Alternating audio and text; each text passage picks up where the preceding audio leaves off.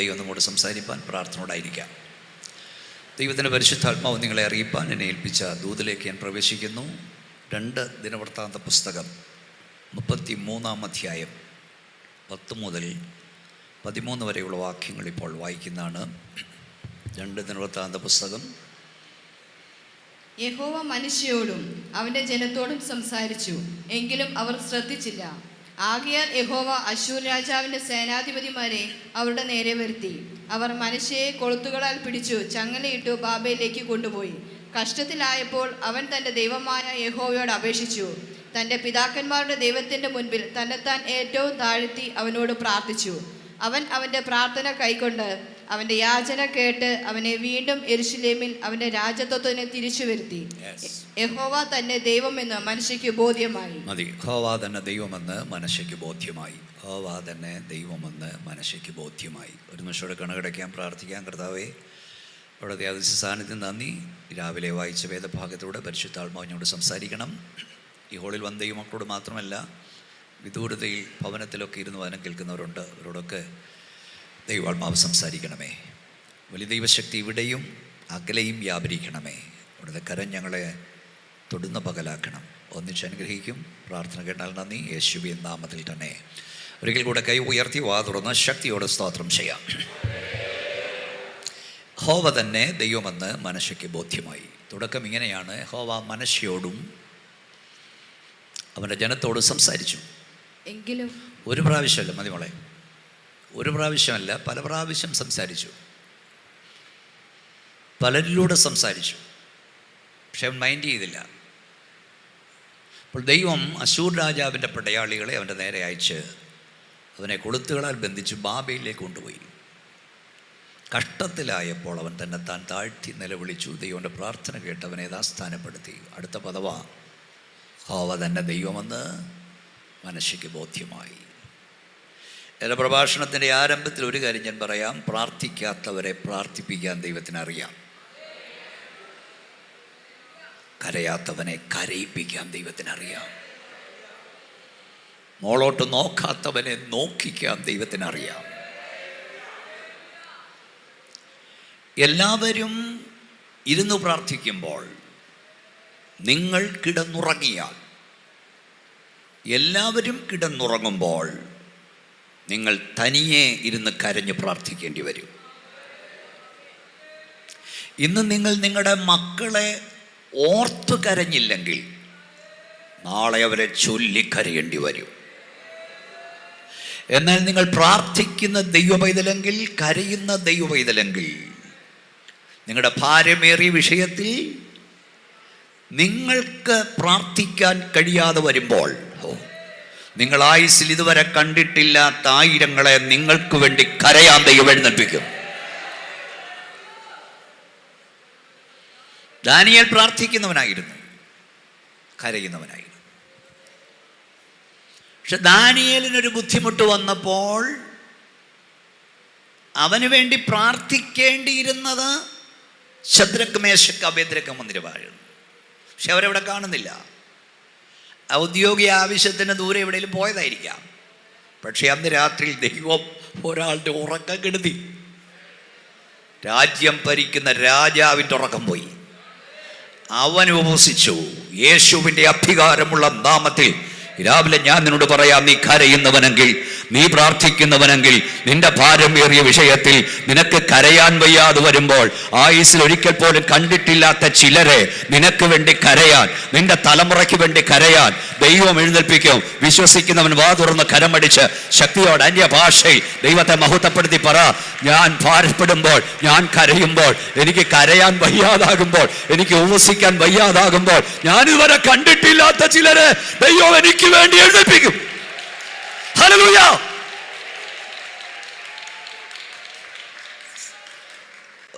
ഇത് ഉപവാസ പ്രാർത്ഥന ആയതുകൊണ്ട് ഇവിടെ നിൽക്കുമ്പോൾ ദൈവം തരും ദൂതുകൾ ഞാൻ പറയാം.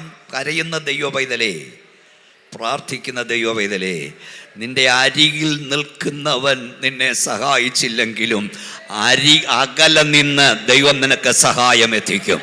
നിന്റെ തൊട്ടരികിൽ നിൽക്കുന്നവൻ നിന്നെ കാണാതെ പോകുമ്പോൾ, കൈമലർത്തുമ്പോൾ, ദുനിയ അകലെ നിന്ന് ദൈവം നിനക്ക് സഹായം എത്തിക്കും. കൂടെ നിൽക്കുന്നവൻ കൈയൊഴിയുമ്പോൾ, ദൂരെ നിന്ന് നീ കണ്ടിട്ടില്ലാത്ത ചിലരെ ദൈവം നിനക്ക് വേണ്ടി, നിന്റെ തലമുറയ്ക്ക് വേണ്ടി ഒരുക്കുമെന്ന് പരിശുദ്ധാത്മാവ് പറയുന്നു. വിശ്വസിക്കുന്നെങ്കിൽ കരമടിച്ചോ, വാ തുറന്നോ, ശക്തിയോടെ അന്യഭാഷ സ്തോത്രം പറഞ്ഞു. ഹല്ലേലൂയ.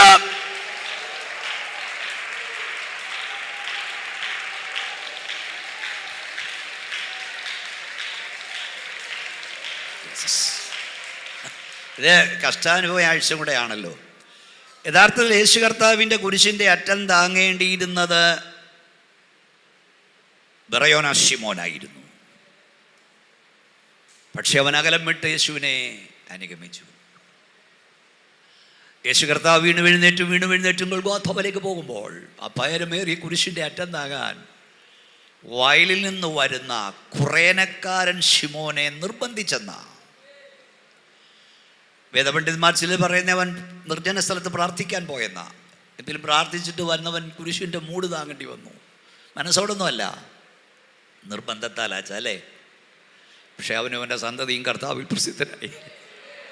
നമ്മളെപ്പം കേൾക്കുന്ന ഇതൊക്കെ നിർബന്ധത്താൽ കുരിശ് താങ്ങിയവൻ, അവൻ്റെ തലമുറ അനുഗ്രഹിക്കപ്പെട്ടെങ്കിൽ മനസ്സോട് കുരിശ് താങ്ങുന്ന നിന്നെ നിന്റെ തലമുറയും കർത്താവ് കൈവിടുവോ? യേശു കർത്താവിൻ്റെ കുരിശിൻ്റെ അറ്റം താങ്ങേണ്ടത് ബറയോന ശിമോനായിരുന്നു. പക്ഷേ ബറയോന ശിമോൻ പോയപ്പോൾ ഒരു കുറേനക്കാരൻ ശിമോൻ വന്നു. അരികെ നിൽക്കുന്നവൻ സഹായിച്ചില്ലെങ്കിൽ അകലം നിന്ന് ദൈവം സഹായം എത്തിക്കും. സ്തോത്രം. സത്യത്തിൽ ഈ പൗലോസിനെ സ്നാനപ്പെടുത്തേണ്ടിയിരുന്നത് അനന്യാസായിരുന്നു എന്നാണ് എൻ്റെ ചിന്ത. കൃപ നിന്നിരുന്നെങ്കിൽ അവൻ്റെ ഹൃദയം പോലും സാത്താൻ കിഡ്നാപ്പ് ചെയ്തു. അവൻ പോയ സ്ഥാനത്ത് മറ്റൊരു അനന്യാസിനെ ദൈവം എഴുന്നേൽപ്പിച്ചു. നീ അവിശ്വസ്തനായാൽ നിന്റെ അതേ പേരുകാരനെ ദൈവം എഴുന്നേൽപ്പിക്കും. ഇതിനകത്ത് യൂദയുടെ ലേഖനം എന്ന് പറഞ്ഞൊരു ലേഖനമുണ്ട്, വെളിപ്പാട് ദിവസം തൊട്ട് മുമ്പ്.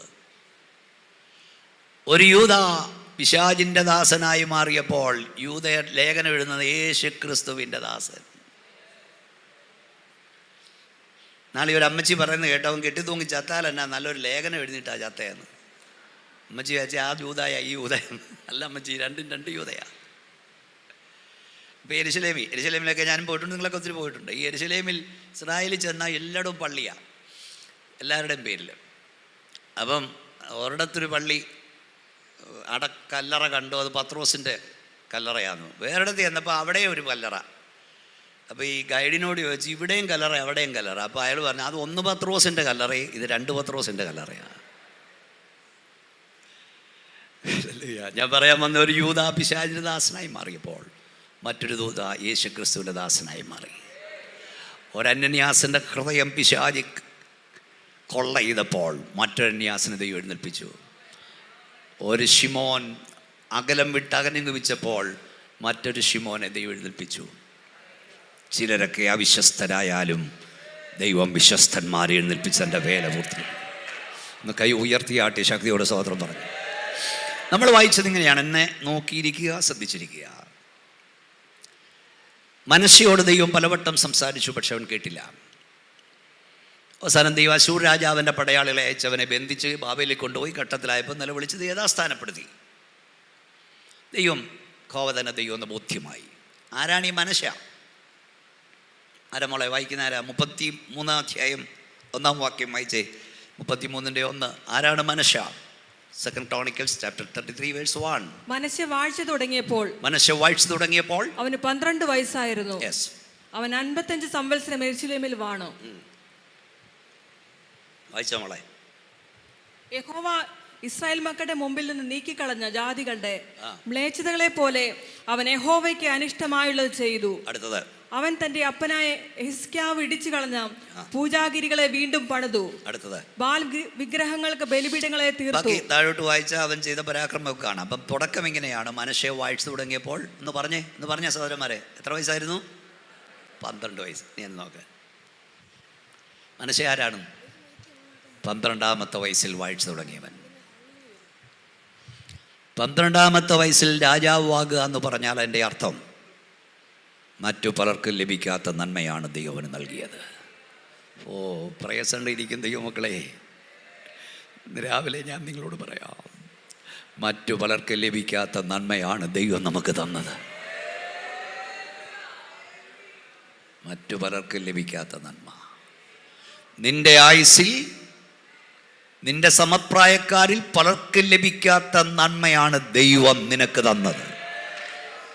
നിനക്ക് വീടുണ്ടെങ്കിൽ, കാറുണ്ടെങ്കിൽ, ജോലിയുണ്ടെങ്കിൽ, മക്കളെ ചെറുപ്പക്കാരുണ്ടെങ്കിൽ അവരോട് ഞാൻ പറയാം, കുഞ്ഞെ, സ്നേഹിക്കുന്നൊരപ്പനെ കിട്ടിയെങ്കിൽ, പ്രാർത്ഥിക്കുന്നൊരമ്മയെ കിട്ടിയെങ്കിൽ, നല്ലൊരാരാധന കിട്ടിയെങ്കിൽ, നല്ലൊരു ദൈവദാസനെ കിട്ടിയെങ്കിൽ, നല്ലൊരു കൂട്ടായ്മ കിട്ടിയെങ്കിൽ, മറ്റു പലർക്കും ലഭിക്കാത്ത നന്മയാണ് ദൈവം നിനക്ക് തന്നിരിക്കുന്നത്.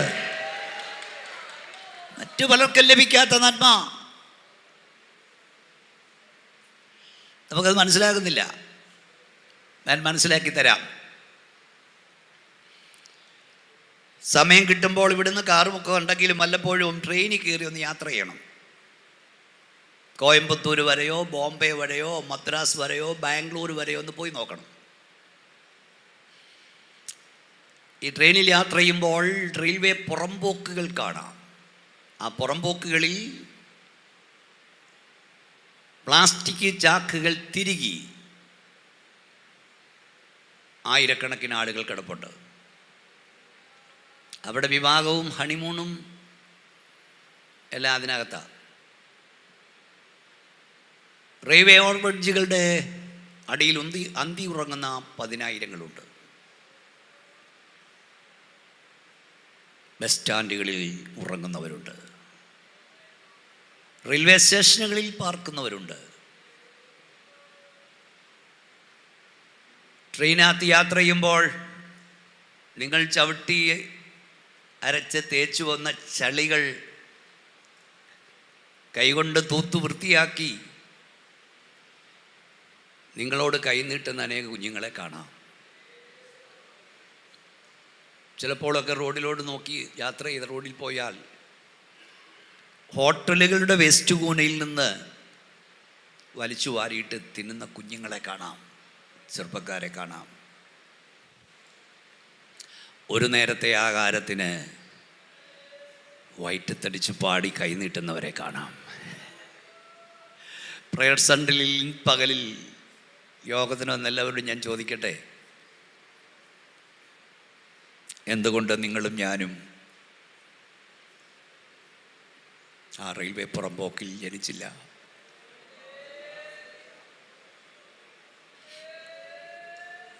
എന്തുകൊണ്ടും നിങ്ങളും ഞാനും ഒരു നേരത്തെ ആഹാരത്തിനായി കൈനീട്ടുന്നവരായി മാറിയില്ല? എന്തുകൊണ്ടും നിങ്ങളും ഞാനും ഹോട്ടലിൻ്റെ വേസ്റ്റ് കൂനയിൽ നിന്ന് വലിച്ചു വാരി തിന്നുന്നവരായി മാറിയില്ല? ഈ രാത്രി നീയും ഞാനും അനുഭവിക്കുന്ന സകല നന്മയ്ക്ക് ഒരു പേരുണ്ട്. അതിൻ്റെ പേരാണ് കൃപ.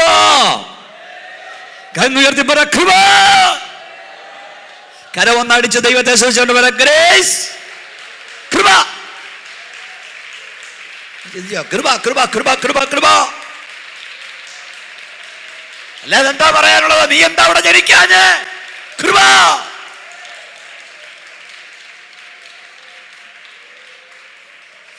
കൃപയാ. ഒന്നുകൂടെ ഞാൻ മനസ്സിലാക്കി തരാം. വർഷങ്ങൾക്ക് മുമ്പ് ഞാൻ നവാപൂർ കൺവെൻഷന് പ്രസംഗിക്കാനായി പോകുകയാണ്. 30,000-40,000 ആളുകൾ കൂടുന്ന കൺവെൻഷനാണ് നവാപൂർ കൺവെൻഷൻ. അന്ന് എനിക്ക് തോന്നുന്നു നമ്മുടെ സാങ്കുട്ടി വന്നിട്ടുണ്ടോ? സാങ്കുട്ടി ചാക്കോ പാസ്റ്റർ, അദ്ദേഹം അന്ന് ആ കൺവെൻഷൻ ഉണ്ടായിരുന്നു. രാത്രി 1:30 മണിക്ക് ഞാൻ ബോംബെ എയർപോർട്ടിൽ ഫ്ലൈറ്റ് ഇറങ്ങിയിട്ട്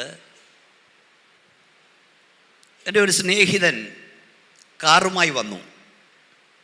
അദ്ദേഹത്തിന് വീട്ടിലോട്ട് കൊണ്ടുപോകാൻ. പിറ്റേ ദിവസം അല്ലെങ്കിൽ വെളുപ്പിനെ 5 മണിക്ക് മാത്രമേ പിന്നെ ട്രെയിനുള്ളൂ. ഈ 1:30 മണിക്ക് കഴിഞ്ഞ് പിന്നെ 5 മണി വരെ എയർപോർട്ടിൽ ഇരിക്കേണ്ട, അതുപോലെ റെയിൽവേ സ്റ്റേഷനിൽ പോകണമെന്നുള്ളത് കൊണ്ട് ദേവദാസം വന്നിരുന്നിട്ട്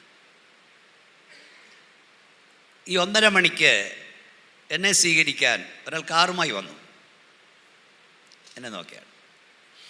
ഞാനും ഈ സ്നേഹിതൻ്റെ കൂടെ കാറിൽ എന്നെ നോക്കൂ, അദ്ദേഹത്തിൻ്റെ വീട്ടിലോട്ട് പോകുമ്പോൾ ഈ റോഡിൻ്റെ 2 വശവും 100 കണക്കിന് ആളുകൾ കിടന്നുറങ്ങുകയാണ്. കൊച്ചു കുഞ്ഞുങ്ങൾ ഉൾപ്പെടെയുണ്ട്, കിടന്നുറങ്ങുകയാണ്. പെട്ടെന്ന് ഒരു പെരുമഴ പെയ്തു. ഈ കിടക്കുന്ന ജനങ്ങൾ മുഴുവൻ കാളയെ പോലെ, പോത്തിനെ പോലെ ഈ മഴ നനയുകയാണ്. കാരണം എന്നാച്ചാ അവർക്ക് പോകാൻ ഒരിടമില്ല. മക്കളെ, ചെറുപ്പക്കാർ കേൾക്കണമെന്നാണ് എൻ്റെ ആഗ്രഹം. പ്രസംഗം രാത്രി 2 മണി രാത്രി നീ കിടന്നുറങ്ങുമ്പോഴേ ഒരു കുടം വെള്ളം നിൻ്റെ തലയൊഴിച്ചാൾ അവസ്ഥ എന്നാ? പകല് മുഴുവൻ അലിഞ്ഞ് ഇവരെ 1:30 മണിക്ക് കിടന്നുറങ്ങുമ്പോൾ പെരുമഴ പെയ്യുക, പോകാനൊരിടമില്ല. ഞാനൊന്നുകൂടെ ചോദിക്കുന്നു, ദൈവമേ, നമ്മൾ എന്തുകൊണ്ട് വഴികരിയിൽ കിടക്കുന്നവരായി മാറിയില്ല? നമ്മൾ എന്തുകൊണ്ട് ബസ് സ്റ്റാൻഡിൽ ഉറങ്ങുന്നവരായി മാറിയില്ല? നീയും നിന്റെ കുഞ്ഞും അനുഭവിക്കുന്ന നന്മയുടെ പേരാണ് കൃപ. അർഹതയില്ലാത്ത ദൈവത്തിൻ്റെ ദാനം. കയ്യൊന്നടിച്ച് വായം തുറന്ന ശക്തിയോടെ സ്തോത്രം പറ. കൃപ, കൃപ, കൃപ, കൃപ, കൃപ. സ്തോത്രം. ഈ ദൈവകൃപ വന്നതും കൃപയാലാ. കൽദയ പട്ടണത്തിൽ എത്രയോ അബ്രഹാമാരുണ്ടായിരുന്നു. ഒരു അബ്രഹാമിനെ ദൈവം വിളിച്ചു, അതിൻ്റെ പേരാ കൃപ. തർശോശിൽ എത്രയോ പൗലോസ് ശൗലുമാരുണ്ട്, ഒരു പൗലോസിനെ വിളിച്ചു, അതിൻ്റെ പേരാ കൃപ. എൻ്റെ വീട്ടിൽ 7 മക്കൾ, അതിൽ എന്നെ കർത്താവ് സുവിശേഷ വേലയ്ക്ക് വിളിച്ചു, കൃപ. എത്രയോ പേരുണ്ട് IPCയിൽ, പക്ഷെ എന്നെ ലോകം അറിയുന്നവനാക്കി ദൈവം ഉയർത്തി, അതിൻ്റെ പേരാ കൃപ. നിന്റെ കുടുംബക്കാരിൽ പലരും ഇന്നും ആൾത്താരയുടെ മുമ്പിൽ നിന്ന് അക്ഷരത്തിന്റെ പഴക്കത്തിൽ ആരാധന എന്ന പ്രകസനം നടത്തുമ്പോൾ അക്ഷരത്തിന്റെ പഴക്കത്തിലല്ല, ആത്മാവിന്റെ പുതുക്കത്തിൽ ദൈവത്തെ ആരാധിപ്പാൻ ദൈവം നിന്നെ നിന്റെ തലമുറയെ വിളിച്ചു വേർതിരിച്ചു. അതിന്റെ പേരാണ് കൃപ. ഈ ഹോളിൽ ദൈവത്തെ ആരാധിക്കുന്ന ദൈവമേ, കണ്ണുണ്ടെങ്കിലും കാണാത്ത, ചെവിയുണ്ടെങ്കിലും കേൾക്കാത്ത, വായുണ്ടെങ്കിലും സംസാരിക്കാത്ത, തൊണ്ട കൊണ്ട് ഇടപെടാത്ത, കൈ കൊണ്ട് പ്രവർത്തിക്കാത്ത, കാലുകൊണ്ട് നടക്കാത്ത അനേക ദൈവങ്ങളുടെ മുമ്പിൽ വീണ് നിന്റെ സഹോദരവർഗങ്ങൾ ഉറ്റവർ ഉടയവർ കരയുമ്പോൾ നീ കരഞ്ഞാൽ ഇറങ്ങി വരുന്ന, നീ വിളിച്ചാൽ കേൾക്കുന്ന, ഉത്തരമരുന്ന സർവശക്തനായ ദൈവത്തെ സേവിപ്പാൻ ദൈവം നിനക്കും നിന്റെ തലമുറയ്ക്കും കൃപ നൽകി, ഭാഗ്യം നൽകി. അതിന്റെ പേരാണ് കൃപ. ഓ, ശക്തിയോടെ കരമടിച്ച് ബോധപ്പെടുത്തുക, കൃപ. ഞങ്ങളെ ഇതാരാ ഓർഗൻ അടിക്കുന്ന ആളെന്തേ? ഇപ്പൊ വന്നേ മോനെകളെ, ആരാ ഓർഗൻ വായിക്കുന്നേ? കൃപയേറും കർത്താവിൽ എൻ വിശ്വാസം, അതിനാൽ ഹൃദയന്തു നല്ല ആശ്വാസം, ദുരിതങ്ങൾ നിറയുമി പൂവാസം, കൃപയാൽ മനോഹരമാം. ചേർന്ന് പാടിക്കോ.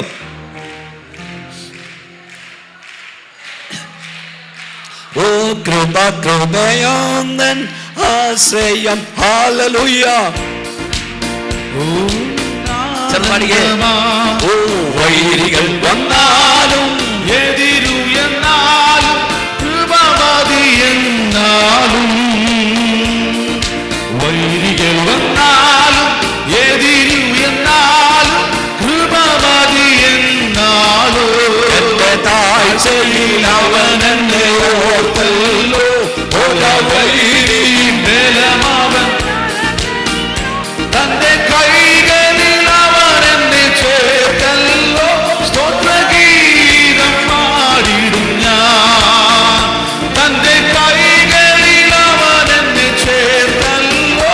സ്തോത്രഗീതം പാടിടും ഞാൻ. കൃപ, കൃപയൊന്നെന്നാശ്രയം. ഹല്ലേലൂയ.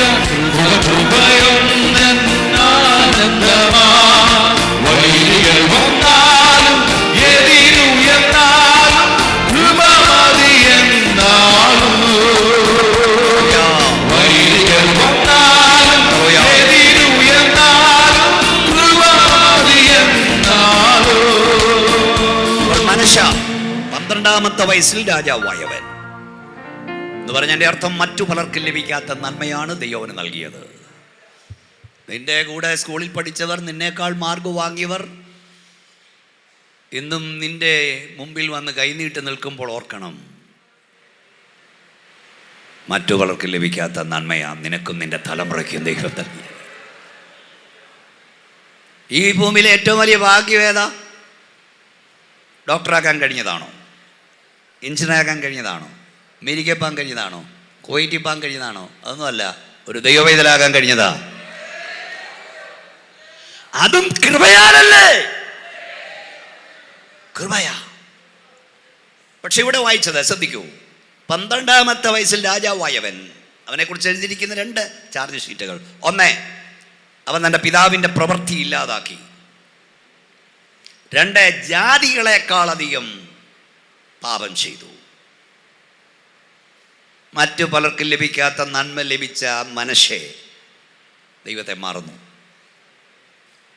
ന്യായാധിപന്മാരുടെ പുസ്തകം 2-ാം അധ്യായം 10-ാം വാക്യവും 2 ദിനവൃത്താന്ത പുസ്തകം 32-24 2 വാക്യങ്ങൾ. പിന്നെ ആ തലമുറയൊക്കെയും ശ്രദ്ധിച്ചു കേൾക്കുക. ഇത് നമ്മുടെ തലമുറയോട് പറഞ്ഞു കൊടുക്കണം.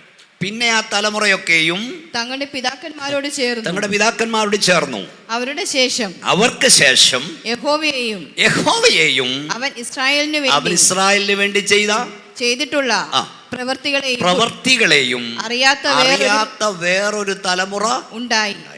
ആ തലമുറയൊക്കെ കടന്നുപോയി, വേറൊരു തലമുറ എഴുന്നേറ്റു. ദൈവം ഇസ്രായേലിന് ചെയ്ത നന്മ അറിയാത്ത തലമുറ. എനിക്ക് പ്രയർ സെൻ്ററിലുള്ള ദൈവമക്കളോട് എപ്പോഴും ഒന്നും വരുന്ന സമയം ഞാൻ പറയും, ദൈവത്തെ ആരാധിക്കാൻ ദൈവം കൃപ നൽകി, കരഞ്ഞോണം, പ്രാർത്ഥിച്ചോണം, ഉപവസിച്ചോണം. ഇപ്പോഴത്തെ കാര്യങ്ങൾക്ക് വേണ്ടിയൊന്നുമല്ല, ദൈവം നിനക്ക് ചെയ്ത നന്മ അറിയാത്തൊരു തലമുറ നിന്റെ ഭവനത്തിൽ എഴുന്നേറ്റ് വരരുത്. ദൈവം ചെയ്ത നന്മ അറിയാത്തൊരു തലമുറ എഴുന്നേറ്റ് വരരുത്. ആത്മീയ ഗോളത്തിൽ പെന്തക്കോസ്തിൽ വിശേഷിച്ച് അങ്ങനെ ഒരു തലമുറ എഴുന്നേറ്റുകൊണ്ടിരിക്കുക. ഇനിയും വായിച്ച 2 ദിനവൃത്താന്ത പുസ്തകം 32-ാം അധ്യായം 24-ാം വാക്യം. അത് ഹിസ്കിയാവിനെ കുറിച്ചാണ്, ഈ പറഞ്ഞ മനശ്ശെയുടെ അപ്പനെ കുറിച്ചാണ്. ഓക്കെ, വായിച്ചു. ആ കാലത്ത് ഹിസ്കിയാവിന് മരണകരമായ ദീനം പിടിച്ചു. അവൻ യഹോവയോട് പ്രാർത്ഥിച്ചു. അതിന് അവൻ ഉത്തരമരുളി ഒരു അടയാളവും കൊടുത്തു. എന്നാൽ ഹിസ്കിയാവ് തനിക്ക് ലഭിച്ച ഉപകാരത്തിനടുത്തവണ്ണം നടക്കാതെ നിഗളിച്ചു പോയി. ആരാണ് ഹിസ്കിയാവ്? നിങ്ങൾക്കറിയാം, രാജാവ്. അവനോട് വലിയ പ്രവാചകനും ചെറിയ പ്രവാചകനും എന്നൊക്കെ എഴുതിയിട്ടുണ്ട്. ഇതിൽ തിരിച്ചിട്ടുണ്ട്, എഴുതിയിട്ടില്ല, അറിയാം. യെശയ്യാവ് വലിയ പ്രവാചകൻ, യെശയ്യാവ്, യെരമ്യാവ്, എഗസ്കേൽ. ആ പ്രവാചകനോട് എന്നെ നോക്കിയിരിക്കൂ. സ്വർഗത്തിലെ ദൈവം പറഞ്ഞു ഹിസ്കിയാവിനോട് എന്ന് പറ, ഗ്രഹകാര്യങ്ങൾ ക്രമപ്പെടുത്തിക്കൊള്ളുക, അവൻ്റെ ആയുസ് കഴിഞ്ഞ് ഞാൻ കൊണ്ടുപോകാൻ പോവാ. യെശയ്യാവ് എന്ന വലിയ പ്രവാചകൻ ഹിസ്കിയാവിൻ്റെ അരികിൽ വന്ന് പറഞ്ഞു, വേഗത്തിൽ നിന്റെ ഗ്രഹകാര്യങ്ങൾ ക്രമപ്പെടുത്തുക, നിന്റെ ആയുസ്സിന് അറുതിയായി തമ്പുരാൻ കൊണ്ടുപോകാൻ പോവാ. അപ്പോൾ ഹിസ്കിയാവ് ചെയ്തത്, സൂര്യനേരെ മുഖം മറച്ച് കരയാൻ തുടങ്ങി. ഇങ്ങോട്ട് നോക്കൂ. ഹിസ്കിയാവ് കരയാൻ തുടങ്ങിയ സെക്കൻഡിൽ പ്രാർത്ഥന സ്വർഗത്തിലെത്തി. കൊട്ടാരം വിട്ടുപോകാൻ തുടങ്ങിയ വലിയ പ്രവാചകനായ യെശയ്യാവിനോട് തമ്പുരാൻ പറഞ്ഞു, തിരിഞ്ഞു നടക്കടാ, അകത്തോട്ട് കയറാൻ പറഞ്ഞു. അവന്റെ പ്രാർത്ഥന എത്തിയെന്ന്. ഇന്ന് രാവിലെ ഇവിടെ ദൈവത്തെ ആരാധിക്കും ദൈവം. ഇതിലെ നിന്റെ പ്രാർത്ഥന സ്വർഗത്തിലെത്താൻ എത്ര ദിവസം വേണം? 40 ദിവസം വേണോ? 21 ദിവസം വേണോ? പരമാർത്ഥയോട് ദൈവത്തിൽ മുട്ടുകുത്തും ദൈവം. ഇതിലെ സെക്കൻഡ് കൊണ്ട് മറുപടി തരാനും എന്റെ ദൈവശക്തനായവനത്രേ. ഒന്ന് കരമടിച്ച് ശക്തിയോടെ ദൈവത്തെ സ്തോത്രം പറഞ്ഞേ.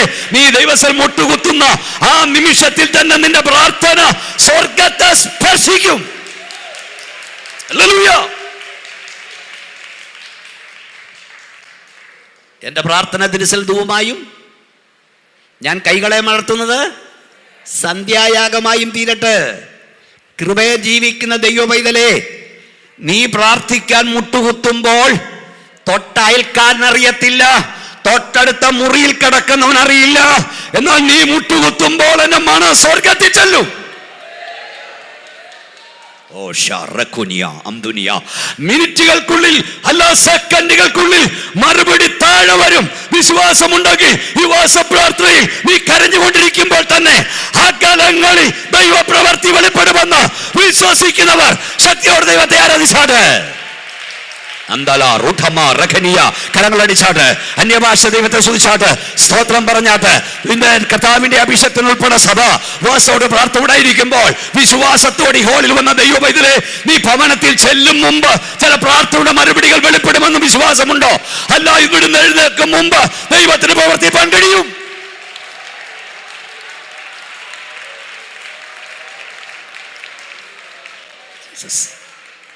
ഹല്ലേലൂയ. ആരാ പ്രവചനം പറഞ്ഞത്? വലിയ പ്രവാചകനായ യെശയ്യാവ്. എന്താ പറഞ്ഞത്? ഗ്രഹകാര്യങ്ങൾ ക്രമപ്പെടുത്തുക, നീ മരിക്കും. പ്രവചനം തെറ്റുമോ ഇല്ലയോ? പ്രവചനം തെറ്റുമോ ഇല്ലയോ? നിങ്ങൾ അനങ്ങുന്നില്ല. എത്ര പ്രവചനം കേട്ടവരാ? ദൈവിക പ്രവചനമാണെങ്കിൽ തെറ്റത്തില്ല. ദൈവമാണ് നിന്നോട് പറഞ്ഞതെങ്കിൽ സാഹചര്യമൊന്നും അനുകൂലമല്ലെങ്കിലും പറഞ്ഞവൻ സർവശക്തനാകിയാൽ സംഭവിച്ചിരിക്കും. എന്നാൽ ഒരു കാര്യമുണ്ട്, ദൈവം ചില തീരുമാനങ്ങൾ തിരുത്തി എഴുതും. കർത്താവിൻ്റെ വചനം പറയുന്നു, എൻ്റെ നാവിൽ നിന്ന് പുറപ്പെട്ട് ഞാൻ മാറ്റം വരുത്തില്ലെന്ന, ഞാൻ വ്യാജം പറയില്ലെന്ന, ഞാൻ അരുളി ചെയ്താൽ നിവർത്തിക്കാതിരിക്കില്ലെന്ന. പക്ഷെ ഒരു കാര്യം ഞാൻ പഠിച്ചപ്പോൾ മനസ്സിലായി, ഒരു ദൈവം എൻ്റെ കണ്ണുനീരിന് മുമ്പിൽ മുട്ടിന്മേൽ നിന്ന് കരയുന്ന ഒരു ഭക്തന്റെ കണ്ണുനീരിന് മുമ്പിൽ ദൈവം തന്റെ തീരുമാനങ്ങൾ പോലും തിരുത്തി എഴുതും. പോരാ പോരാ പോരാ പോരാ, ശക്തിയോടെ ആത്മാവിൽ അന്യഭാഷ ദൈവത്തെ മഹത്വപ്പെടുത്ത്. കണ്ണുനീരിന് മുമ്പിൽ അവൻ തീരുമാനങ്ങൾ മാറ്റി എഴുതും.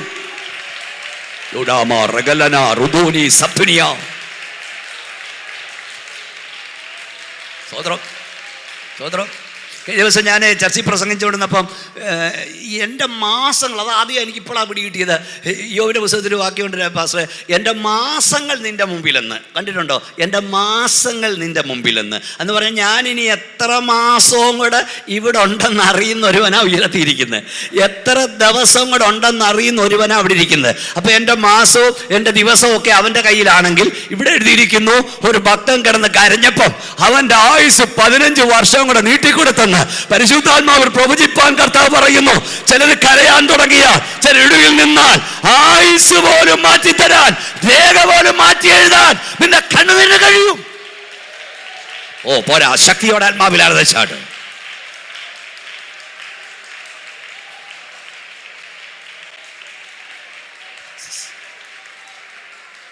ചിലപ്പോൾ അങ്ങനെ സംഭവിക്കും. പൗലോസ് പറഞ്ഞു, ഞാൻ മരിക്കുമെന്ന് ചിന്തിച്ചു. വചനത്തിൽ തെളിവില്ലാത്തതെന്ന് ഞാൻ പ്രസംഗിക്കില്ല. ഉള്ളി ഉറച്ചു മരിച്ചെന്ന്. പക്ഷേ നിങ്ങളുടെ പ്രാർത്ഥനയാൽ ദൈവം എനിക്ക് ആയുസ് ദീർഘമാക്കി തന്നു. ഞങ്ങളൊക്കെ അങ്ങനെ നിൽക്കുന്നവരാ. ഭക്തന്മാരുടെ കണ്ണുനീര് കണ്ട് ചിലപ്പം ദൈവം കുറച്ച് നാളുടെ എക്സ്റ്റെൻഡ് ചെയ്ത് തരുമെന്ന്. അത് കർത്താവിൻ്റെ നാമത്തിനു വേണ്ടി പ്രവർത്തിക്കാനാ.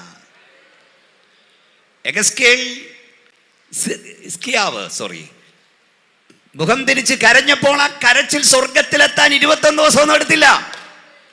അടിയന്തര ഘട്ടങ്ങളിൽ നീ ഒരു നെടുവിപ്പ് സ്വർഗത്തിലേക്ക് അയച്ചാൽ മറുപടി താഴെ വരും. അതിന് 21-40 നോക്കണ്ട, സെക്കൻഡുകൾക്കുള്ളിൽ മറുപടി.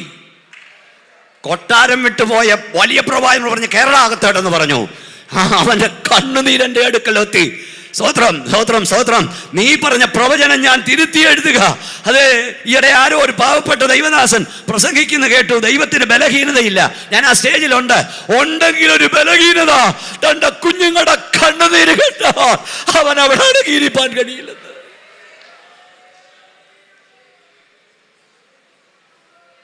അതവൻ്റെ ഒരു ബലഹീനതയായിരിക്കാം. ഞാനത് വിശ്വസിക്കുന്നു. ക്രൂശിക്കപ്പെട്ട കർത്താവ്, കല്ലടക്കം ചെയ്യപ്പെട്ട കർത്താവ് കല്ലറയെ തകർത്ത് സ്വർഗത്തിലേക്ക് പോയിക്കൊണ്ടിരിക്കുമ്പോൾ ഞായറാഴ്ച അതിരാവിലെ കല്ലറയുടെ മുമ്പിൽ നിന്ന് വന്നവരെല്ലാം ഓടിപ്പോയി. സഹോദരന്മാർ, ഒരു സഹോദരി അവിടെ നിന്ന് കരയുക കരയുക കരയുക കരയുക. അപ്പോൾ ഒരാളവിടെ വന്നു. അവൾ വിചാരിച്ച് തോട്ടം സൂക്ഷിപ്പുകാരനാണെന്ന്. യജമാനനെ, നീ എൻ്റെ പ്രിയപ്പെട്ട കർത്താവിനെ ഇവിടെ വെച്ച് ഞാനെടുത്തുകൊണ്ട് പോയിക്കോളാം. അപ്പോൾ അവൾ റബൂനി, അവൾ മറിയേന്നവൻ വിളിച്ചു, അവൾ റബൂനി എന്ന് പ്രതികരിച്ചു. അവൾക്ക് മനസ്സിലായി ഇത് യേശു കർത്താവാണ്. നാം പറയാൻ പോകുന്ന എന്നോട് ശ്രദ്ധിക്കണം. അടുത്ത വാചകത്തിൽ കർത്താവ് പറഞ്ഞ എന്തെന്നറിയാമോ? നീ എന്നെ തൊടരുത്. ഞാനിതുവരെ പിതാവിൻ്റെ അടുക്ക പോയില്ല. അത് വായിക്കുമ്പോൾ ഞാൻ കരയും ദൈവദാസൻ. സ്വർഗത്തിലേക്ക് അവൻ ഉയരത്തിലേക്ക് പോവുകയാണ്. പാതാളത്തിൽ കയറി ബദ്ധന്മാരെ പിടിച്ച് അതിമഹത്വ ദൗത്യവുമായി സ്വർഗത്തിലേക്ക് പോയിക്കൊണ്ടിരുന്ന കർത്താവ് കല്ലറയുടെ മുമ്പിൽ കരഞ്ഞുകൊണ്ടിരുന്നൊരു പാവപ്പെട്ട സഹോദരിയുടെ കണ്ണുനീര് കണ്ടപ്പോൾ റൂട്ട് മാറ്റി കല്ലറയുടെ മുമ്പിൽ ഇറങ്ങി വന്നെങ്കിൽ എനിക്കിവിടെ വന്ന നിങ്ങളുടെ പേരും വീട്ടുപേരും ഒന്നും അറിയില്ല. ഈ രാവിലെ കരയുന്ന ദൈവവേദനയെ നിനക്ക് വേണ്ടി അവൻ ചില പദ്ധതികളെ മാറ്റിമറിക്കും. പിശാചിൻ്റെ പ്ലാനുകളെ അവൻ വെട്ടിമാറ്റും. അവൻ ചില പ്രോഗ്രാമുകൾ മാറ്റിമറിക്കുമെന്ന് പരിശുദ്ധാത്മാവ് ഇന്ന് രാവിലെ പറയുന്നു. നിന്റെ കണ്ണുനീരിൻ്റെ മുമ്പിൽ അവൻ ചില റൂട്ടുകൾ മാറ്റി വാങ്ങും.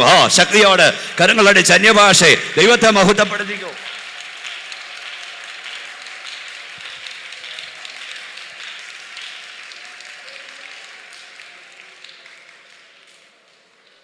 കണ്ണുനീരിന് മുമ്പിൽ ദൈവം തീരുമാനങ്ങൾ മാറ്റും.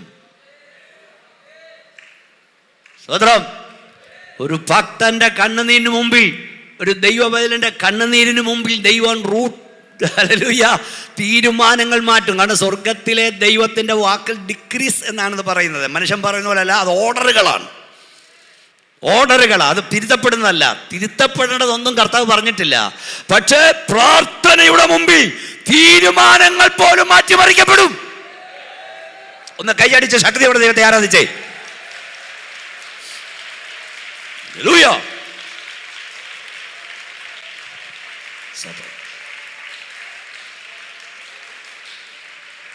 പക്ഷെ ഇവിടെ എഴുതിയിരിക്കുന്നത്, നമ്മുടെ മെയിൻ വിഷയം മാത്രം വിടരുത്. ഇവിടെ എഴുതിയിരിക്കുന്നത് അവൻ ദൈവം വിടുവിച്ചു, ആയുസ് ദീർഘമാക്കി, 15 വർഷം കൂടെ കൊടുത്തു.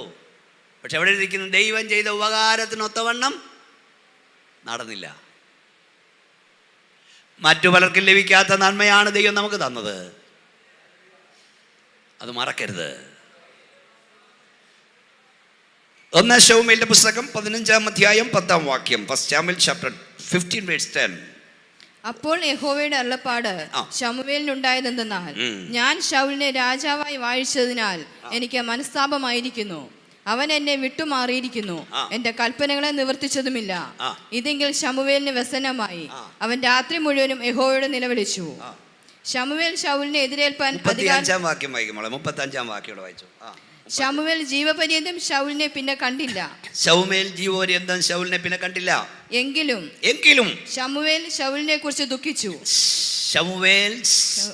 ശൗലിനെ കുറിച്ച് ദുഃഖിച്ചു. അടുത്തത്, യഹോവയും താൻ ശൗലിനെ ഇസ്രായേലിന് രാജാവാക്കിയത് കൊണ്ട് അനുതപിച്ചു. ആരാണ് ശൗൽ? ഹലോ, ആരാണ് ശൗൽ? ഒന്നാമത്തെ ഇസ്രായേലിന്റെ രാജാവ്. എന്തുവായിരുന്നു പുള്ളിയുടെ പരിപാടി? കഴുതയെ തേടി നടക്കുക. കഴുതയെ തേടി നടന്നവനെ ദൈവം ഇസ്രായേലിന്റെ ഒന്നാമത്തെ രാജാവാക്കി. വില കുറഞ്ഞതിൻ്റെ പുറകെ നടന്നവനെ ദൈവം വിലയേറിയവനാക്കി മാറ്റി. പ്രയർ സെന്ററിൽ വന്ന ദൈവമക്കളെ ഇടി വെട്ടുന്ന പോലെ ദൈവത്തെ ആരാധിക്കണം. നിങ്ങൾ ആരാധിക്കുന്നവരായിരിക്കും, സന്തോഷമുണ്ട്. എന്തെന്നറിയാമോ? വില കുറഞ്ഞതിൻ്റെ പുറകെ നടന്ന നമ്മളെയൊക്കെ ദൈവം വിലയുള്ളവരാക്കി മാറ്റി. നന്നായി ഒന്ന് കൈയടിച്ച് ദൈവത്തെ സ്തുതിച്ചോ. വില കുറഞ്ഞതിൻ്റെ പുറകെ, സ്തോത്രം, വില കുറഞ്ഞതിൻ്റെ പുറകെ നടന്നവ നമ്മളെ വിലയേറിയവരാക്കി ദൈവം മാറ്റി.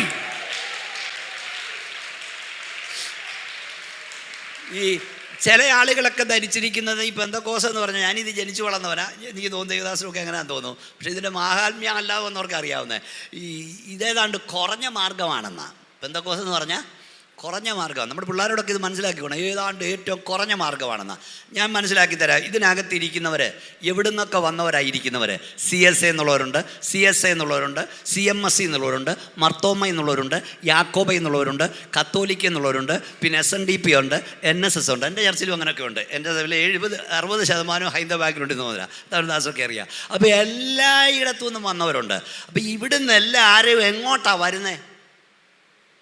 പറഞ്ഞാട്ടെ, എങ്ങോട്ടാണ് വരുന്നത്? പെന്തക്കോസ്തിലേക്ക്. ഇവിടുന്ന് ആരേലും ഒരു ഉടക്കനോ പിടക്കനോ പശകനോ എല്ലാം പോയെന്ന് വരാം. പക്ഷേ ദൈവത്തിൻ്റെ കൃപ അറിഞ്ഞ് ഒരുത്തൻ ഇവിടുന്ന് പോവോ? എല്ലായിടത്തു നിന്നും ആളുകൾ വന്നു നിൽക്കുന്നത് പെന്തക്കോസ്തിലേക്കാണ്. ഇത് പിള്ളേർ പഠിപ്പിക്കണം, പുതുതായി വന്നവരും പഠിക്കണം. കാരണം ഇത് ദൈവത്തിന്റെ അൾട്ടിമേറ്റ് റെവലേഷൻ ആണ്. പെന്തക്കോസ് പരിശുദ്ധാത്മ ശക്തി, അന്യഭാഷയുടെ ആരാധന, ഹല്ലേലൂയ, ഇത് പരിശുദ്ധാത്മാവുള്ള ആരാധന, ഇത് സ്വർഗത്തിലെ ദൈവത്തിന്റെ അൾട്ടിമേറ്റ് റെവലേഷൻ ആണ്. കയ്യൊന്നൊരു ചോദ്യം പറഞ്ഞേ, ഏതാണ്ട് കുറഞ്ഞ മാർഗത്തിലല്ല നിങ്ങൾ വന്നിരിക്കുന്നത്, ശ്രേഷ്ഠമേറിയ മാർഗത്തിലാണ്. നമ്മുടെ പിള്ളേരെ പറഞ്ഞ് പഠിപ്പിക്കണം. കുറഞ്ഞ മാർഗമല്ല കുഞ്ഞേ, ഓൾവേഡ് കോടാനു കോടികൾ ഈ സത്യത്തിലേക്ക് വന്നുകൊണ്ടിരിക്കുകയാണ്. വില കുറഞ്ഞ നമ്മെ വില കൂടിയവനാക്കി ദൈവം മാറ്റി. ആ അഭിമാനം എപ്പോഴും ഉണ്ടാകണം. ആദ്യം നമ്മൾ നോക്കണ്ട, അത് ഞാൻ പിന്നെ പറയാൻ സമയമുണ്ട്. സ്തോത്രം, സ്തോത്രം. പക്ഷെ ഇവനെ കുറിച്ച് എന്താ എഴുതിയിരിക്കുന്നത്? ശൗലിനെ രാജാവാക്കിയതിൽ പറഞ്ഞേ, ദൈവം ദുഃഖിച്ചു. അടുത്തത് ശമൂവേലും ദുഃഖിച്ചു. പിന്നെ ദൈവം അനുതപിച്ചു. ഒന്നുകൂടെ പറയാം, ഒരുപക്ഷെ ഇന്നത്തേക്കായിരിക്കില്ല, വരും കാലത്തേക്ക് ദൂത് കിടക്കട്ടെ. മറ്റു പലർക്കും ലഭിക്കാത്ത നന്മയാണ് ദൈവം നിനക്കും എനിക്കും തന്നത്. പക്ഷേ ദൈവം നിന്നെ കുറിച്ച് അനുതപിപ്പാനിട വരരുത്. തന്നുപോയല്ലോ, കൊടുത്തുപോയല്ലോ എന്ന് ദൈവം നിന്നെ കുറിച്ചും എന്നെ കുറിച്ചും ദുഃഖിക്കാനിട വരരുത്. സത്യത്തിൽ ഈ ആത്മീയ കോളത്തിലെ പലരെയും നോക്കി ദൈവം കരയുക. ഈ പെന്തക്കോസ്തിലെ പല എണ്ണത്തെ നോക്കി ദൈവം കരയുക. കൊടുത്തുപോയല്ലോ, ചെയ്തു പോയല്ലോ, തന്നുപോയല്ലോ. അത്ര അഹങ്കാരം തരുത്ത പലതും ഇതിനകത്തുണ്ട്. ഇന്ന് രാത്രി ഒന്നുകൂടെ പറയാം, മക്കളെ, കുഞ്ഞേ, മറ്റു പലർക്കും ലഭിക്കാത്ത സൗന്ദര്യം, മറ്റു പലർക്കും ലഭിക്കാത്ത ബുദ്ധി, മറ്റു പലർക്കും ലഭിക്കാത്ത ആരോഗ്യം, മറ്റു പലർക്കും ലഭിക്കാത്ത സമ്പത്തും വീടും, സ്നേഹിക്കുന്ന അപ്പനും പ്രാർത്ഥിക്കുന്ന അമ്മയെ, അനുഗ്രഹിക്കപ്പെട്ട സഭയും, ഇടിവിൽ നിൽക്കുന്ന ദൈവത്തിന്റെ അഭിഷക്തന്മാരെയൊക്കെ ദൈവം നിനക്ക് നൽകിയപ്പോൾ നീ ഓർത്തോണം, മറ്റു പലർക്കും ലഭിക്കാത്ത നന്മയാണിത്. ഞാൻ നമ്മുടെ കേരള PIP ക്യാമ്പിൽ തിരുവനന്തപുരം, അത് യൂട്യൂബിലൊക്കെ ഉണ്ട്, അതിൻ്റെ കട്ടിങ്ങൾ നിങ്ങൾ കണ്ടു കാണും. ഈ വിഷയം വേറെ ലെവലിൽ ഞാൻ പ്രസംഗിക്കേണ്ടി വന്നു. പിള്ളേരെല്ലാം കരയുകയായിരുന്നു, ഭയങ്കര ആത്മവ്യാപാരമായിരുന്നു, അവസാനം ഇടിച്ച് കയറുമായിരുന്നു പ്രാർത്ഥനയ്ക്കായി. ഞാൻ പറഞ്ഞു, മക്കളെ, നിൻ്റെ 70,000 ലാപ്ടോപ്പ് ഉണ്ട്, 1,00,000 ഐപാഡുണ്ട്. പക്ഷെ അറിയണം, ഇവിടെ ഇരിക്കുന്ന കുറച്ച് പോലെ വന്നിട്ടുള്ള ചെറുപ്പക്കാർ, അവരോടാണ് ഇത് പ്രസംഗിക്കണ്ടേ. പക്ഷെ നീ ഓർത്തണം, 50 രൂപ, എനിക്കറിയത്തില്ല, 50 രൂപ കൊടുത്താൽ ഒരു നോട്ട്ബുക്ക് കിട്ടും. 50 രൂപ കൊടുത്തൊരു നോട്ട്ബുക്ക് വാങ്ങാൻ നിവർത്തിയില്ലാത്ത 10,000 ഈ കേരളത്തിലുണ്ട്. അപ്പോഴാണ് 1,00,000 ഐപാഡും കൊണ്ട് നീ നടക്കുന്നത്. ഇടയ്ക്കിടയ്ക്ക് നീ ചോദിക്കണം, എന്തുകൊണ്ട് ഞാൻ ആ വീട്ടിൽ ജനിച്ചില്ല? ആ കുഞ്ഞ് ആ വീട്ടിൽ ജനിച്ചതും നീ ഇവിടെ ജനിച്ചതും നിന്റെ യോഗ്യത കൊണ്ടല്ല, ദൈവത്തിന്റെ കരുണ കൊണ്ടാണ്. തന്നുപോയല്ലോ എന്ന് ദൈവം പറയാനിടയാകരുത്, കൊടുത്തുപോയല്ലോ എന്നിടയാകരുത്. കഷ്ടതയുടെ വേളയിൽ, ഇല്ലായ്മയുടെ വേളയിൽ വന്ന് മുട്ടിമേ നിൽക്കും, കരയും, പ്രാർത്ഥിക്കും, കൈയടിക്കും, സ്തോത്രം പറയും, അന്യഭാഷ പറയും. കടച്ചിൽ കണ്ട് ദൈവം അവസ്ഥ മാറുമ്പോൾ ഇതെല്ലാം മാറും. പലരുടെയും ജീവിതം അതാണ്. പിന്നെ സഭ ഞാൻ പറഞ്ഞ പോലെ പോകണം, പാസ്റ്ററിന്റെ വിരൽ തുമ്പിക്കിടന്ന് കറങ്ങണം, എല്ലാം ഞാൻ. നോ, മറ്റു പലർക്കും ലഭിക്കാത്ത നന്മയാണ് ദൈവം നിനക്ക് തന്നത്. തമ്പുരാൻ നിന്നെ നോക്കി ഒരു തവണ പോലും നിന്റെ അഹങ്കാരം കൊണ്ട്, ഉന്നതഭാവം കൊണ്ട് തന്നുപോയല്ലോ, കൊടുത്തുപോയല്ലോ എന്ന് പറയാനിടയാകരുത്. 2, അത് പറയുവാൻ പിന്നെ പറയാം, ദൈവത്തിന് അറിയില്ലയോ, പറയാം. 2, ആരും ദുഃഖിച്ചു? പറഞ്ഞാട്ടെ, ശമൂവേൽ രാത്രി മുഴുവൻ കരഞ്ഞു. ആര്? ശമൂവേൽ. ഉള്ള കൊച്ചുങ്ങളോട് ഞാൻ പറയട്ടെ, മക്കളെ, നീ ഉയർത്തപ്പെട്ട് കാണാൻ, നീ മാന്യനായി കാണാൻ, നീ അനുഗ്രഹിക്കപ്പെട്ടവനായി കാണാൻ നിനക്ക് വേണ്ടി കരയുന്നവർ ഇവിടെ ഇരിപ്പുണ്ട്. നിന്റെ മാതാപിതാക്കൾ, നിന്റെ സഭാ പാസ്റ്റർ, നിന്റെ സൺഡേ സ്കൂൾ അധ്യാപകൻ. കർത്താവേ, എൻ്റെ കുഞ്ഞിനെ ഉയർത്തണം, എൻ്റെ കുഞ്ഞിനെ അനുഗ്രഹിക്കണം, അവൾ ഭാഗ്യനാകണം, അവൾ ശ്രേഷ്ഠയാകണം. നിനക്ക് വേണ്ടി കരയുന്ന നിന്റെ മാതാപിതാക്കൾ, നിന്റെ സഭ, നിന്റെ പാസ്റ്റർ, നീ നിമിത്തം നാളെ ദുഃഖിക്കാനിട വരരുത് കേട്ടോ. കരയാനിട വരരുത്, കരയാനിട വരരുത്. നിനക്കായി കരഞ്ഞ നിന്റെ അപ്പൻ, നിനക്കായി കരഞ്ഞ നിന്റെ അമ്മ, നാളെ നീ നിമിത്തം കരയാനിട വരരുത്. ഞാൻ ചെറുപ്പക്കാരല്ല, വിശ്വാസി ചെയ്ത് ഓർത്തോണം. വരുമ്പം കൈപിടിച്ചുയർത്തി സാക്ഷി പറയുന്നത് ഒരു പ്രാർത്ഥിക്കുന്ന പോലെ. ഇതെല്ലാം പറഞ്ഞ് ഞാൻ 4 പതിറ്റാണ്ടോട് പാസ്റ്ററോട് സഭയുടെ കൈപിടിച്ചുയർത്തി കൊണ്ടുവന്ന് കഴിയുമ്പോൾ 4 വാക്ക് പറയാൻ പ്രാപ്തിയാകുമ്പോൾ മട്ടം മാറുക.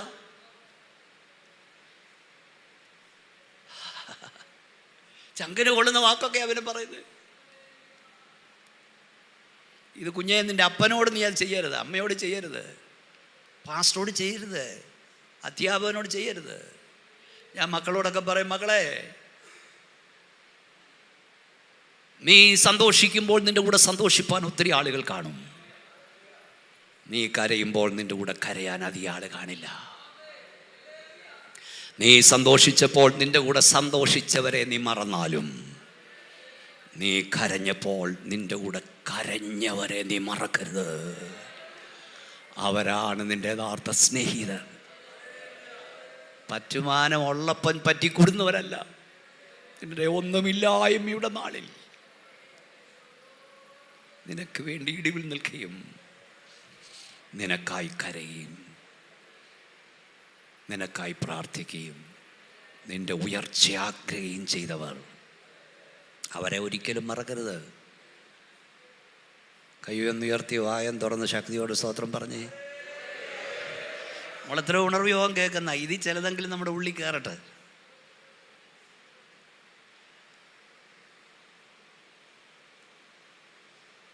ദൈവം തമ്പുരാൻ പറഞ്ഞു, ഞാൻ ശൗലിനെ തള്ളിയെന്നറിയിക്കുക, നീ എത്രത്തോളം അവനെ ഓർത്ത് കരയും. 16 അധ്യായം. നീ എഴുന്നേക്ക്, തൈലക്കൊമ്പിൽ തൈലം നിലപ്പെട, ഇറങ്ങാൻ പറഞ്ഞു. അതിന് മുമ്പേ പറഞ്ഞൊരു പദമുണ്ട്, ഞാൻ ശ്രദ്ധിച്ചു. നിങ്ങൾക്ക് ഒരു സംശയം വരാം, ദൈവം ദുഃഖിക്കുമോ? ഞാൻ നോക്കി. മോൺ, റിപ്പൻറ്റ്, റിഗ്രറ്റ്, ഈ പദമാണ് യോജിച്ചിരിക്കുന്നത്. മുമ്പേ പറഞ്ഞ പോലെ സക്രിയാപുരത്ത് പറഞ്ഞു, അനുതപിപ്പാൻ അവൻ മനുഷ്യനല്ല, അവൻ മനുഷ്യപുത്രനുമല്ല. ദൈവം അനുതപിക്കുമെന്നോ ദുഃഖിക്കത്തുമില്ലെന്നാണ് പറയുന്നത്. പക്ഷെ ഇവിടെ ദുഃഖിച്ചെന്ന് എഴുതിയിട്ടുണ്ട്. അതിൻ്റെ ദൈവം ദുഃഖിക്കാൻ കാരണം ദൈവത്തിന് അറിയത്തില്ലായിരുന്നോ ശൗൽ അനുസരണക്കേട് കാണിക്കുമെന്ന്? സ്തോത്രം, അറിയാമായിരുന്നു. യൂദ ഒറ്റിക്കൊടുക്കുമെന്ന് തമ്പുരാൻ അറിയത്തില്ലായിരുന്നോ? പറഞ്ഞാട്ട് ദൈവമക്കളെ അറിയാം. യോന അനുസരണക്കേട് കാണിക്കുന്ന പാസ്റ്ററെ തമ്പുരാൻ അറിയത്തില്ലായിരുന്നോ? അവിടെ എൻ്റെ കർത്താവിൻ്റെ കൃപ, എനിക്കിതൊന്നും കരയാതെ പ്രസംഗിക്കില്ല. ഇവിടെ എല്ലാവരും തെരഞ്ഞെടുപ്പ് നടത്തിയത് അബദ്ധത്തിലാണ്. പലരും പറയുന്ന അബദ്ധം പറ്റിപ്പോയി, ഇവൻ ഇങ്ങനത്തവനാണെന്ന് ഞാൻ അറിഞ്ഞില്ല, അറിഞ്ഞിരുന്നെങ്കിൽ കൂടെ നിർത്തത്തില്ല. കല്യാണം കഴിച്ച് ഇത്രയും നാളായിട്ടും പറഞ്ഞ ആർക്കും അബദ്ധം പറ്റിപ്പോയി. എന്താ പറയും, ചക്കയാണോ ചുളച്ച് നോക്കാൻ? അറിയാതെ തിരഞ്ഞെടുത്ത് പോയതാ, അബദ്ധം പറ്റിപ്പോയതാ. ഇവൻ ചതിക്കുമെന്ന്, ഇവൻ വഞ്ചിക്കുമെന്ന്, ഇവൻ പറ്റിക്കുമെന്ന് അറിഞ്ഞിരുന്നെങ്കിൽ ഒരു ദിവസം കൂടെ നിർത്തത്തില്ല. പലരെയും തിരഞ്ഞെടുത്തത് അറിയാതാ. പക്ഷെ ഇന്ന് ഫ്രയർ സെന്ററിൽ ആരാധിക്കാമെന്ന ദൈവപൈതലിനോട്, ദൈവകുഞ്ഞെ, നിന്നോട് ഞാൻ ദൈവാത്മാവിൽ പറയാം, നിന്നെ തെരഞ്ഞെടുത്തതിൽ എൻ്റെ കർത്താവിന് അബദ്ധം പറ്റിയിട്ടില്ല.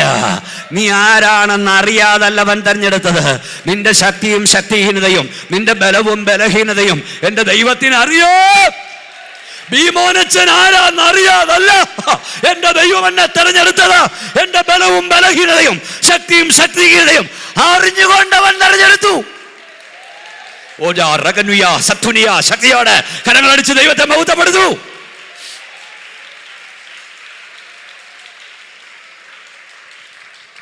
ഒന്നുകൂടെ പറയാം, നിന്നെ തെരഞ്ഞെടുത്തതിൽ, എന്നെ തെരഞ്ഞെടുത്തതിൽ എന്റെ ദൈവത്തിന് അബദ്ധം പറ്റിയിട്ടില്ല. നിങ്ങൾ ആരാണെന്ന് ഞാൻ ആരാണെന്ന് അവൻ അറിയാം. ഇതെല്ലാം അറിഞ്ഞിട്ടും അവരെന്നെ തെരഞ്ഞെടുത്തു. ഞാൻ അറിയുന്ന പോലെ എന്നെ നിങ്ങൾ അറിഞ്ഞാൽ നിങ്ങൾ ബഹുമാനിക്കില്ല. പക്ഷെ എന്നെ ഞാൻ അറിയുന്നതിനേക്കാൾ കൂടുതൽ അറിയാവുന്നവനാ എന്നെ തെരഞ്ഞെടുത്തത്.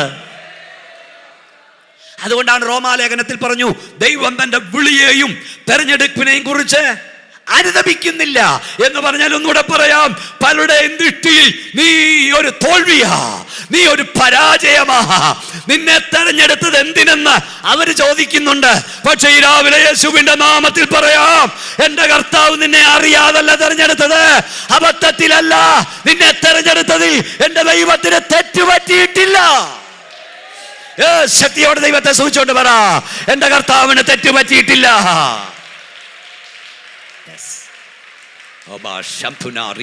അല്പസമയം ശക്തിയോടെ ആത്മാവിൽ ദൈവത്തെ സ്തുതിച്ചാട്ട് ആ നല്ല കരുണ കർത്താവിന്റെ കരുതലോർത്ത്, കരുണയോർത്ത് എല്ലാവരും കരമടിച്ച് ദൈവത്തെ സ്തുതിച്ചാട്ട്.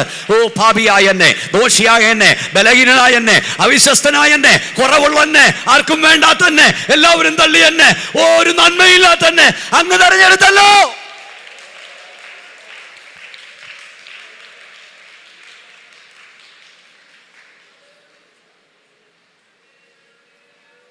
യോനാനുസരണക്കേട് കാണിക്കുമെന്നെ ദൈവത്തിന് അറിയാം.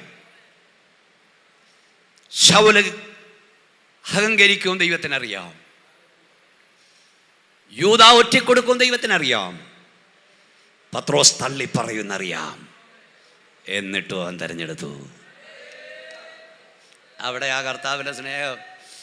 ഇത്രയും നാളായി നമ്മളെ സ്വഭാവമെല്ലാം അറിഞ്ഞിട്ട് കർത്താവ് കൂടെ നിർത്തുന്നില്ലേ? സ്തോത്രമൊന്നും പറയുന്നില്ലല്ലോ. മനസ്സിലാകുന്നില്ല? അറിയാതാണോ?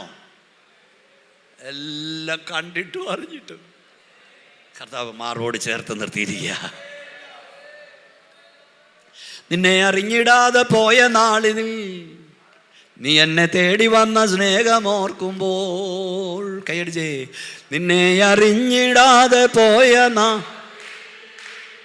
നീ എന്നെ തേടി വന്ന സ്നേഹമോർക്കുമ്പോൾ, എന്നാവതെങ്ങനെ മിണ്ടാതിരുന്നിടും, എന്നാവതെങ്ങനെ മിണ്ടാതിരുന്നിടും. ദൈവമേ നിനക്ക് സ്തോത്രം പാടിടും, 1000 സ്തുതികൾ ഞാൻ കരേറ്റിടും. ദൈവമേ നിനക്ക് സ്തോത്രം പാടിടും, 1000 സ്തുതികൾ ഞാൻ കരേറ്റിടും.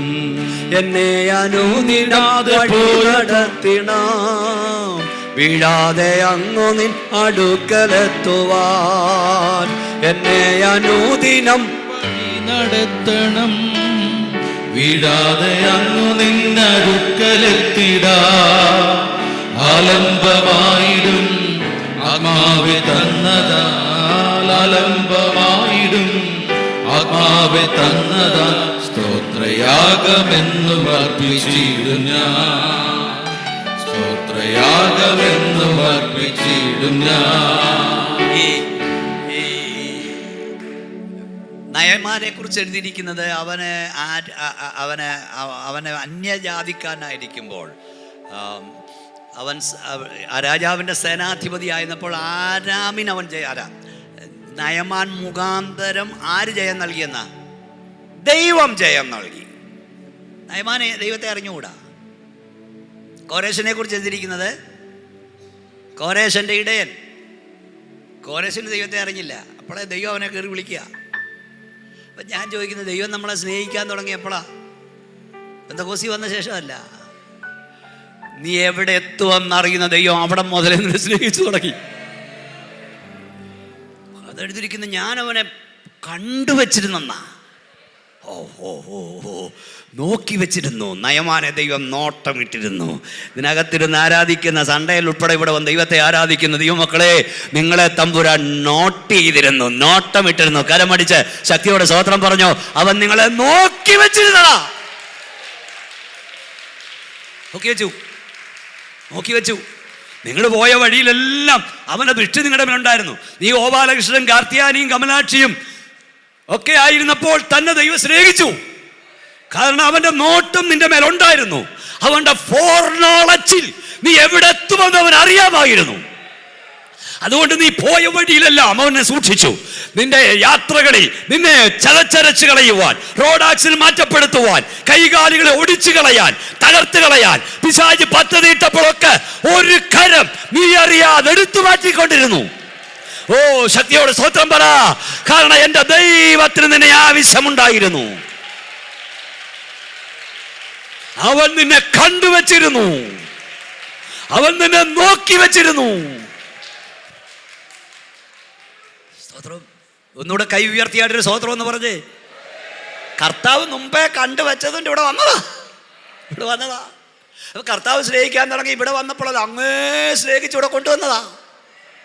ഞാൻ ഇടയ്ക്കൊരു ദൂത് കയറ്റുക, പരിശുദ്ധാത്മാവിനോട് അത് പറയാൻ പറഞ്ഞു. ഈ മുമ്പേ ഞാൻ പറഞ്ഞല്ലോ, ഇടിവിൽ നിന്നാൽ പവർ ഓഫ് ഇന്റർസീഡിങ്, ആയുസ് ദീർഘമാക്കപ്പെടുമോ? വർഷം മുഴുവൻ, ഞാൻ പല കൺവെൻഷൻ പറയാറുണ്ട്, വർഷം മുഴുവൻ നിന്ന് വെള്ളവും വളവും വലിച്ചു കുടിച്ചിട്ടും ഫലം നൽകാത്ത വൃക്ഷത്തെ വെട്ടിക്കളഞ്ഞേക്കാൻ തോട്ട ഉടമസ്ഥൻ ഓർഡർ ഇട്ടു, യജമാൻ ഓർഡർ ഇട്ടു. പിന്നെ നടപ്പാക്കപ്പെടേണ്ടതല്ലേ. പക്ഷേ ആ തോട്ടം സൂക്ഷിപ്പുകാരൻ നെടുമ്പാട് വീണു. അയാൾ പറഞ്ഞു, ഒരു വർഷം അവിടെ നിൽക്കട്ടെ, ഫലം നൽകിയില്ലേ വെട്ടിക്കോ. അപ്പം ആ തോട്ടം സൂക്ഷിപ്പുകാരൻ്റെ മധ്യസ്ഥതയാൽ ഈ വൃക്ഷത്തിന് ഒരു വർഷം കൂടെ ആണ്ട് കിട്ടി, മാനസാന്തരത്തിന് അവസരം കിട്ടി. ഞാൻ ചിലപ്പോഴൊക്കെ പറയും, കുഞ്ഞേ എന്നോട് കർത്താവ് വിട്ടുപോയിട്ടും പറയാ വീട്ടിൽ ഇരിക്കുന്നതെന്ന് പറഞ്ഞോ, അല്ലെ ലൈവായി കേൾക്കും പറഞ്ഞോ, മക്കളെ നിന്നെ റോഡ് ആക്സിഡന്റ് മാറ്റപ്പെടുത്താൻ, നിന്റെ കൈകാലുകളെ ഒടിച്ചു കളയാൻ, വഴിയിൽ നിന്നെ അപായപ്പെടുത്താൻ, നിന്റെ ജീവനെ അപകരിപ്പാൻ പല പ്രാവശ്യം ദുഷ്ടപിശാച് മരണത്തിന്റെ കണിയൊരുക്കി കുടുക്കുരുക്കി നിന്നെ കാത്തിരുന്നതാ. എന്നാൽ നീ അറിയാതൊരു കരം നിന്നെ അവിടുന്ന് എടുത്തു മാറ്റി. അതിന് കാരണം ആരോ നിനക്ക് വേണ്ടി കരയുന്നുണ്ട്. ഒന്നിൽ നിന്റെ അപ്പന്റെ കണ്ണുനീർ, അല്ലെ നിന്റെ അമ്മയുടെ കണ്ണുനീർ, അല്ലെ നിന്റെ പാസ്റ്ററുടെ കണ്ണുനീർ, അല്ലെ സഭയുടെ കണ്ണുനീർ നിന്റെ ആയുസ് ദീർഘമാക്കുക. പാപം ചെയ്യുന്ന ജീവിതമേ, നീ തകരാത്ത നിന്റെ മിടുക്കുകൊണ്ടല്ല, ആരുടെയോ മധ്യസ്ഥതയത്രേ. കരയാൻ ആളുണ്ടെങ്കിൽ മാനസാന്തര അവസരം കിട്ടും. കരയാൻ ആളുണ്ടെങ്കിൽ ആയുസ് ദീർഘമാക്കി തരും മാനസാന്തരപ്പെടാൻ. സ്തോത്രം. അവൻ ഒരു കാര്യം ഞാൻ പറഞ്ഞത്, അറിഞ്ഞോണ്ട് ആരും തിരഞ്ഞെടുക്കില്ല. പറ്റിക്കുന്നവനെ, വഞ്ചിക്കുന്നവനെ, അനുസരിക്കാത്തവനെ. പക്ഷേ എൻ്റെ എല്ലാ സ്വഭാവവും അറിഞ്ഞിട്ട് എൻ്റെ കർത്താവിനെ തിരഞ്ഞെടുത്തു. 2, എന്നെ നോക്കൂ, ഇതാണ് വലിയ ദൂത്. പരാജയപ്പെട്ടവനെ, തോറ്റവനെ, ഒരിക്കലും അവിശ്വസ്തനായവനെ പിന്നെ ആരും കൂടെ നിർത്തത്തില്ല. ഞാൻ നിർത്തത്തില്ല, ഞങ്ങളാരും നിർത്തത്തില്ല. തോറ്റവനെ, പരാജയപ്പെട്ടവനെ എല്ലാവരും തള്ളിക്കളയും. പക്ഷെ തോറ്റവനെ, പരാജയപ്പെട്ടവനെ തള്ളിക്കളയാത്തൊരു കർത്താവുണ്ട്. നീ എവിടെ തോറ്റോ അവിടെ ദൈവം നിന്നെ ജയിക്കാനയക്കും. പരാജയപ്പെട്ടവനെ ജയിക്കാനയക്കും. വാതുറന്ന ശക്തിയോടെ കരമടിച്ച് അന്യഭാഷ വാതുറന്ന് ദൈവത്തെ സ്തുതിക്കും കുഞ്ഞെ. ഓ ഷൽഖമാ റൊദുനിയ, നീ എവിടെ തോറ്റോ അവിടെ ജയിക്കാൻ ദൈവം അയക്കും. നീ എവിടെ പരാജയപ്പെട്ടോ അവിടെ ജയിക്കാൻ അയക്കും. മോശ എവിടെ തോറ്റോ അവിടെ ജയിക്കാൻ ദൈവം അയക്കും. യോന എവിടെ തോറ്റോ അവിടെ ജയിക്കാൻ ദൈവം അയക്കും. പത്രോസ് എവിടെ പരാജയപ്പെട്ടോ അവിടെ ജയിക്കാൻ ദൈവം അയക്കും. അവന്റെ കൃപ എത്ര വലുതാ. സ്തോത്രം. 16-ാം തീയതി പറഞ്ഞ്, നീ എത്ര നാൾ കരഞ്ഞുകൊണ്ടിരിക്കും? എഴുന്നേക്ക, തൈലക്കമ്പിൽ തൈലം നിറയ്ക്കുക. ശായുടെ പുത്രന്മാർ ഒരുവനെ ഞാൻ കണ്ടിട്ടുണ്ട്, എനിക്ക് വലിയ സന്തോഷമാണ്. കണ്ടു വച്ചിട്ടുണ്ടെന്ന്. ഒരുത്തൻ അവിശ്വസ്തനാകുമ്പോൾ ഒരു വിശ്വസ്തനെ ദൈവം കണ്ടിരിക്കും. ഒരിടം പരാജയപ്പെടുമ്പോൾ ഒരു ജയാളി ദൈവം കണ്ടിരിക്കും. എത്ര പേർക്ക് സ്തോത്രം പറയാൻ കഴിയും? കുഞ്ഞെ, ഒരു വഴി അടയുമ്പോൾ ദൈവം മറ്റൊരു വഴി തുറന്നിരിക്കും. ഒന്ന് തുറന്നിടാതെ മറ്റൊന്ന് അടയാൻ ദൈവം സമ്മതിക്കത്തില്ല. നിന്റെ നന്മയുടെ ഒരു ഉറവ അടയുമ്പോൾ മറ്റൊരു ഉറവ ദൈവം തുറന്നിരിക്കും. ഹല്ലേലൂയ. നന്മയുടെ ഒരു ഉറവ തുറക്കാതെ അന്ന് അടയാൻ ദൈവം സമ്മതിക്കത്തില്ല. എവിടെ അടയപ്പെട്ടോ, അടയപ്പെട്ട വാതിൽ കണ്ട് നീ കരഞ്ഞുകൊണ്ടിരിക്കരുത്. ദൈവം തുറന്നിട്ട് നന്മയുടെ ഉറവ കണ്ട് ദൈവത്തെ സ്തുതിക്കുക.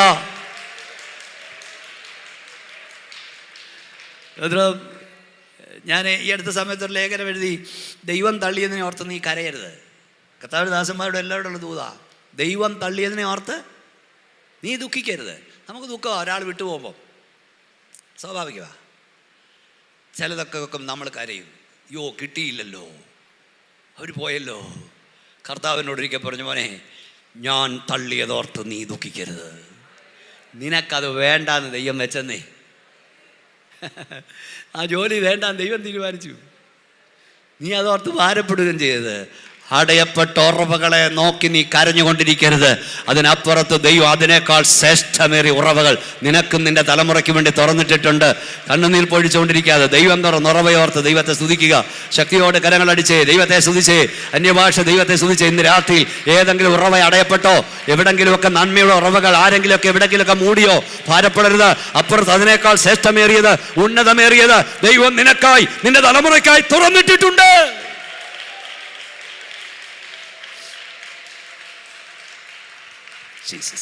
നമ്മുടെ സമയം തീർന്നു വരുന്നല്ലോ.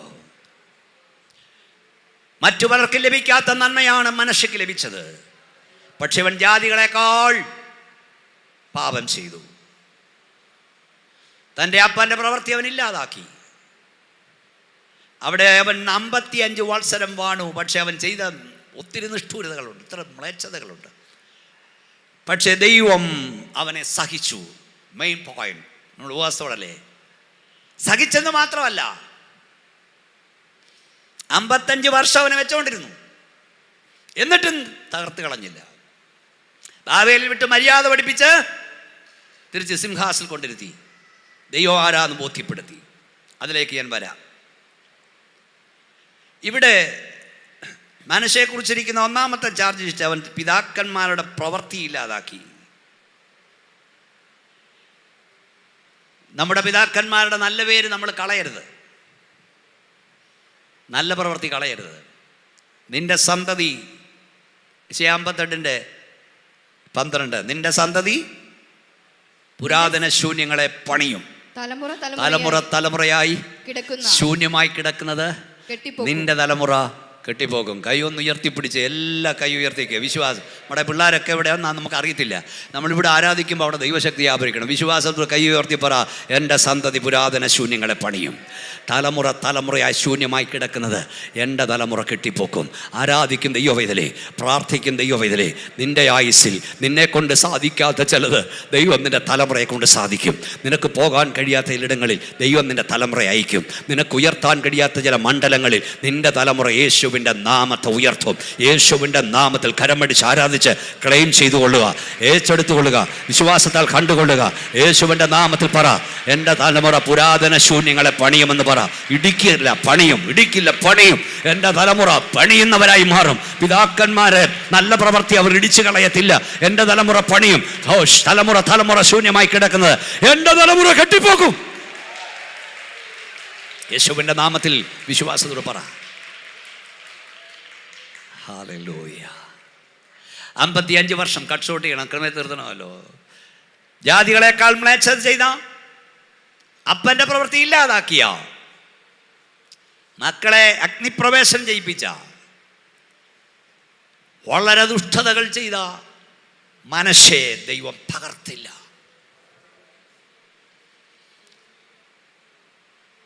ശൗലിനെ അനുസരണക്കേട് കാണിച്ചപ്പോൾ 2 വർഷം കൊണ്ട് രാജസ്ഥാൻ നീക്കി. കുറച്ചാളുടെ പുള്ളി ആ കസേര ഇരുന്നു. കറണ്ട് പോയാലും ഫാൻ കുറെ കറങ്ങുമല്ലോ. ദൈവം എടുത്ത് കളഞ്ഞാലും ചിലർ അള്ളിപ്പിടിച്ചിരിക്കുന്നുണ്ട്. അത് ദൈവം ഇരുത്തിയതല്ല, അള്ളിപ്പിടിച്ചിരിക്കുക. എന്നാൽ ഈ മനസ്സെ ദൈവം 55 വർഷം സഹിച്ചെന്ന് മനസ്സിലാകുന്നില്ലേ? ദൈവത്തിന് മോഹവൃക്ഷം ഉണ്ടോ? ഉണ്ടോ ഇല്ലയോ പറ? ഇല്ല. പിന്നെ ഞാൻ ചോദിച്ചു, കർത്താവേ, ശൗലിനോട് കാണിക്കാത്ത ദയ എന്തിനു മനശ്ശയോട് കാണിച്ചു? കർത്താവ് എന്നോട് പറഞ്ഞ്, എനിക്ക് കരുണ തോന്നുള്ളൂ, ഞാൻ കരുണ തോന്നും, എനിക്ക് ദയ തോന്നുള്ളൂ, ദയ തോന്നും. ഞാൻ കർത്താവിൽ നിങ്ങളോട് പറയുന്നു, ഇന്ന് നെഞ്ചത്ത് കൈവച്ചോണ്ട് പറയണം, കുഞ്ഞേ, എന്നോട് കർത്താവ് പറഞ്ഞു, മോനെ, മറ്റു പലരോട് കാണിക്കാത്ത കരുണയാ ഞാൻ നിന്നോട് കാണിച്ചു കൊണ്ടിരിക്കുന്നത്. ഒന്ന് ദൈവത്തെ സ്തുതിച്ചാട്ട് ദൈവങ്ങളെ കരമടിച്ച് ദൈവത്തെ മഹത്വപ്പെടുത്തിക്കൊണ്ട് പറ. നിങ്ങളോടുള്ള ദൂത് ഞാൻ പറയാ, ഞങ്ങളൊക്കെ ദൈവത്തിൽ നിന്ന് കരയപ്പെടും, കർത്താവേ, മറ്റു പലരോട് കാണിക്കാത്ത കരുണ എന്നോട് കാണിക്കുന്ന എന്തിനാ? മറ്റു പലരോട് കാണിക്കാത്ത ദൈവം നിന്നോട്, നിന്റെ കുഞ്ഞുങ്ങളോട് കാണിക്കുന്നത്. അതാ ചെറിയാൻ സാറ് പാടി, എന്നിൽ നിന്ന് സ്നേഹ കാരണം എന്നറിവിനകാതമേ ജീവനും നൽകി സ്നേഹിപ്പാൻ പാപിയിൽ കണ്ടത് എന്ത് നീ? ആരോ പാടി, എന്തു കണ്ടു? എന്നെ സ്നേഹിപ്പാൻ, എന്നെ മാനിക്കാൻ. കർത്താവിൻ്റെ സ്നേഹം അറിഞ്ഞവനല്ല അത് തന്നെ പറയും.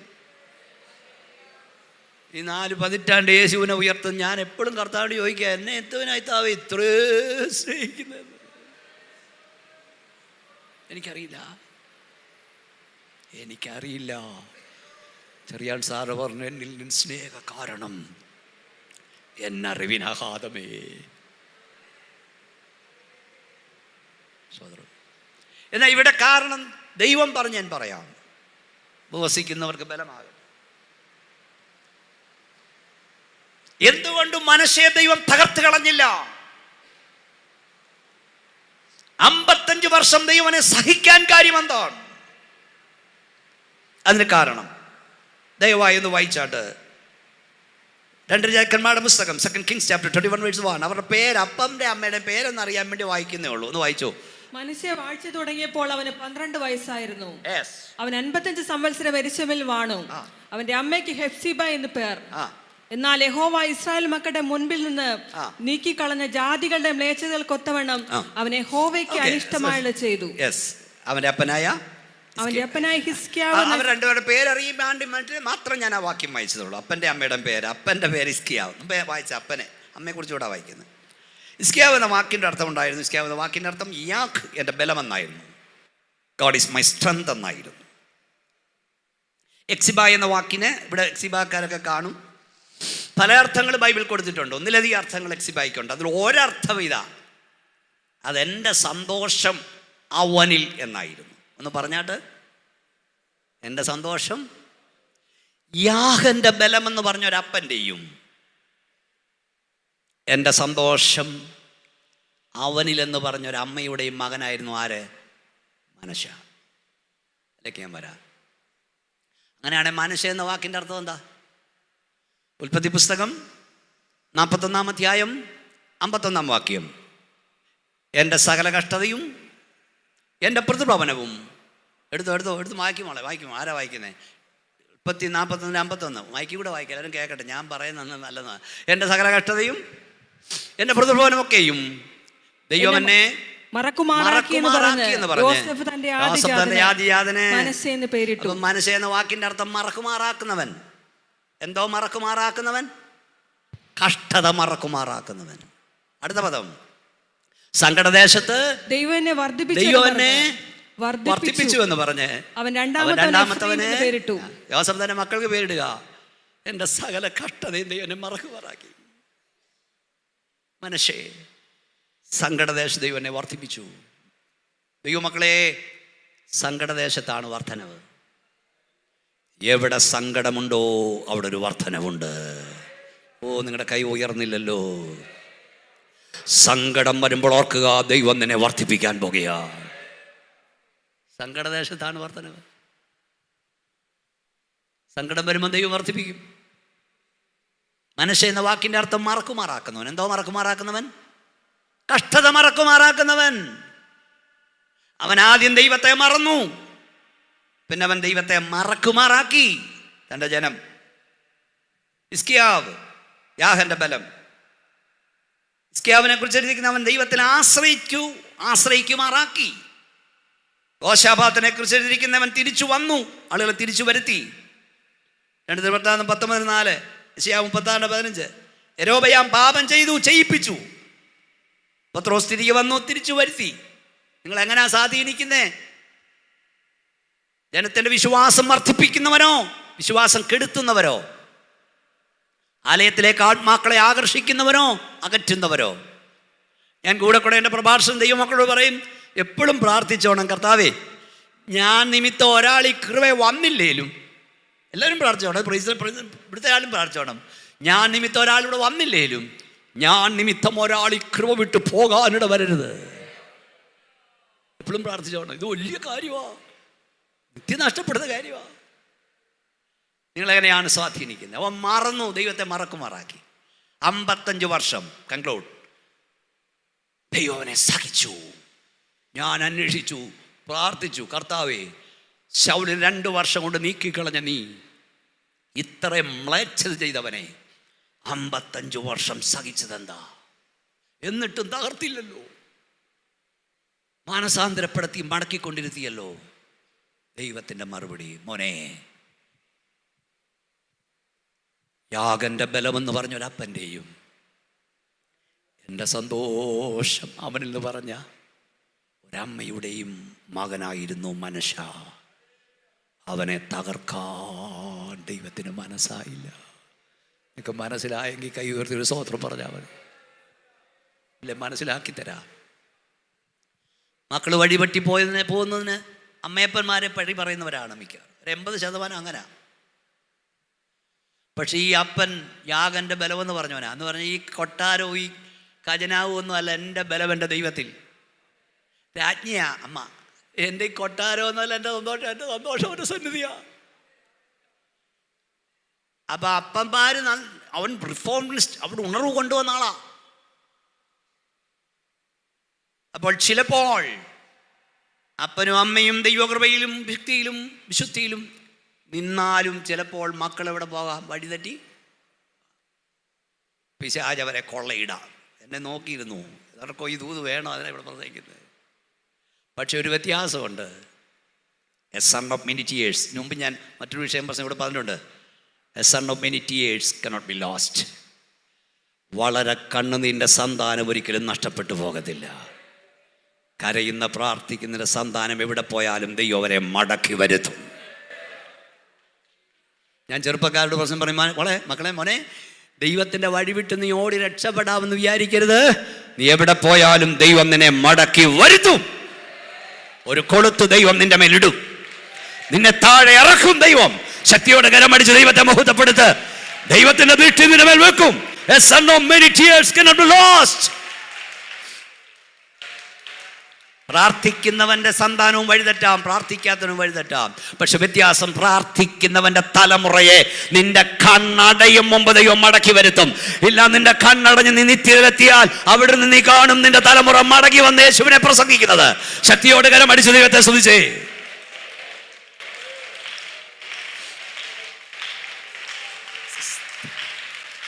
അല്ലാതെ ഒരു മാർഗം കാണുന്നില്ല. അവനെ ദൈവം മടക്കി വരുത്തി. അവൻ്റെ പ്രവൃത്തികളിൽ മനസ്സിലായി അവൻ മാനസാന്തരപ്പെട്ടെന്ന്. ഇവിടെ എന്നാ ചെയ്തേ? അതുകൂടെ പറഞ്ഞില്ലെങ്കിൽ പ്രസംഗം പൂർണ്ണമാകില്ല. വൈകിട്ടുണ്ടെങ്കിലും നോക്കൂ, 55 വർഷം ദൈവം സഹിച്ചു.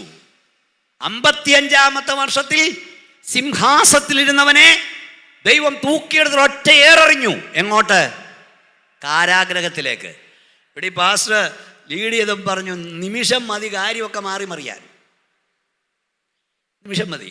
കഴിഞ്ഞ 28-ാം തീയതി രാവിലെ വരെ ഒരു കുഴപ്പമില്ലാതെ ലോകം പോയിക്കൊണ്ടിരുന്ന 8:30 TV തുറന്നപ്പോൾ ആ സംഭവം എല്ലാം മാറിയേ.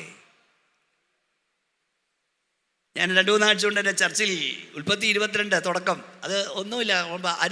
അതിനുശേഷം ദൈവം അബ്രഹാമിനെ പരീക്ഷിച്ചെന്താൽ, മലയാളത്തിൽ എത്രയേ ഉള്ളൂ, അതിനുശേഷം ദൈവം അബ്രഹാമിനെ പരീക്ഷിച്ചത് എന്തെന്നാൽ, മലയാളത്തിൽ വെച്ചത് അതിനുശേഷം അതിനുശേഷം.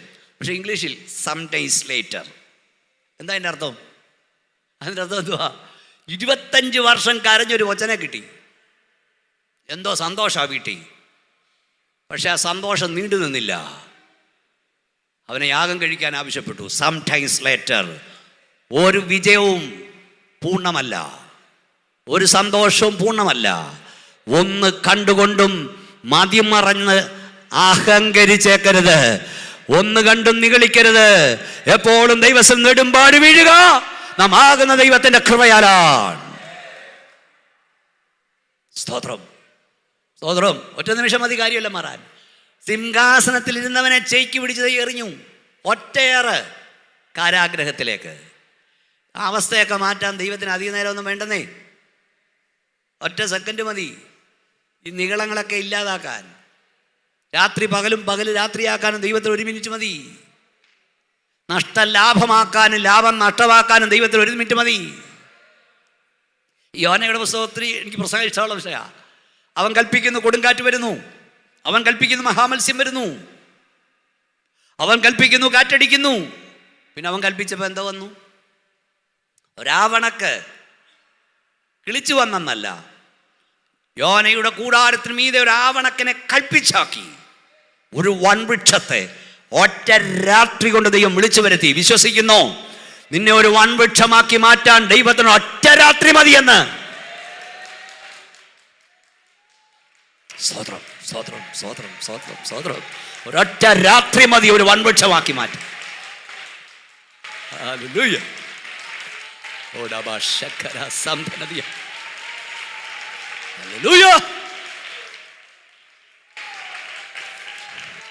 പക്ഷെ അടുത്ത പദം എഴുതിയിരിക്കുന്നത് അവൻ കൽപ്പിച്ചവർ കൊച്ചുപുഴു വന്നൊരു കൊച്ചുപുഴു.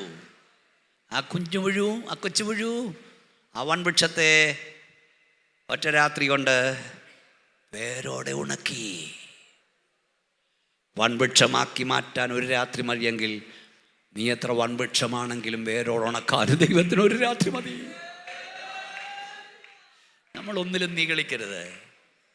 ഇവിടെ ഞാൻ നിർത്തുമ്പോൾ, ഇവിടുന്ന് ഇറങ്ങും മുമ്പ് ദൈവത്തോട് ഇപ്പോഴും പറയണം, കർത്താവേ, എൻ്റെ വാക്ക് കൊണ്ടോ നോട്ടം കൊണ്ടോ എപ്പോഴേലും ഞാൻ നിന്നെ ദുഃഖിപ്പിച്ചിട്ടുണ്ടോ, വേദനിപ്പിച്ചിട്ടുണ്ടോ? ക്ഷമിക്കണേ എന്ന് പറഞ്ഞോണം ദൈവത്തോട്. നീ ഇതല്ലാതെ അന്നതല്ലാതെ ഒന്നും എനിക്ക് പറയാനില്ല. നമ്മളൊക്കെ ഈ ശ്വാസം ദൈവത്തിൻ്റെ കൃപയാ, ഈ ശബ്ദം ദൈവത്തിൻ്റെ കൃപയാ. 3 തവണ ഞാൻ തീർന്നെന്ന് വിചാരിച്ചു. ആദ്യം അറ്റാക്ക് വന്ന് തീർന്നു, നിങ്ങളൊക്കെ പ്രാർത്ഥിച്ചു, നമ്മൾ കണ്ടു, കൊങ്ങുമായിട്ട് പറയാം. പിന്നെ മെഡിസിൻ സ്റ്റെൻറ്റിൻ്റെ ശേഷം എനിക്ക് മെഡിസിൻസ് അലർജിയായി. ഇത്രയേ ഉള്ളൊരു ഗുളിക ഒരു രാത്രി കഴിച്ചാൽ. എനിക്ക് അടുത്ത ആഴ്ച മസ്കറ്റ്, അന്ന് ഞാൻ ഓസ്ട്രേലിയയിൽ നിന്ന് വന്നു, ഒരാഴ്ച കഴിഞ്ഞ് അടുത്ത ദിവസം പോകേണ്ടതാണ്. ഞാൻ കുഴഞ്ഞു വീണു, 2 ഇരട്ട് കീറുന്ന പോലെ തോന്നി. 3 തവണ വീണ്ടും മെഡിക്കൽ അലർജി ഉണ്ടായി.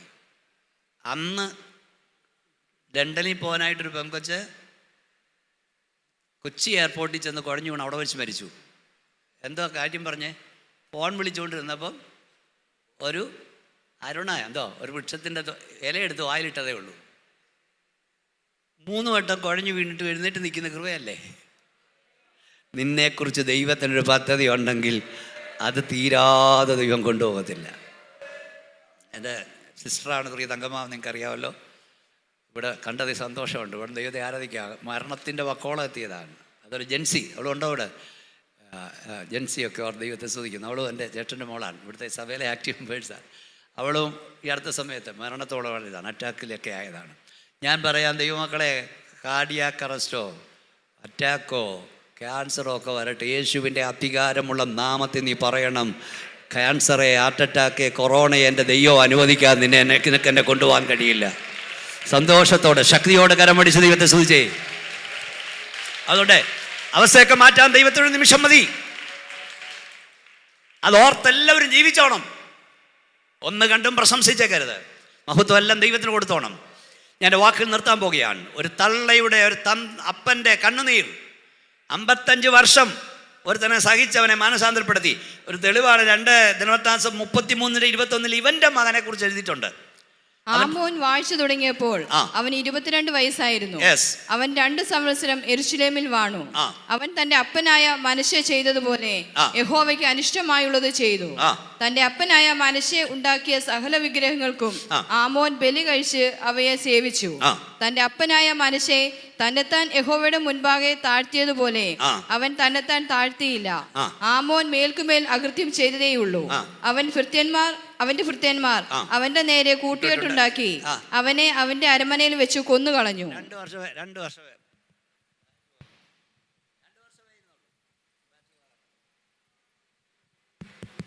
2 വർഷമേ ഇരുന്നുള്ളൂ.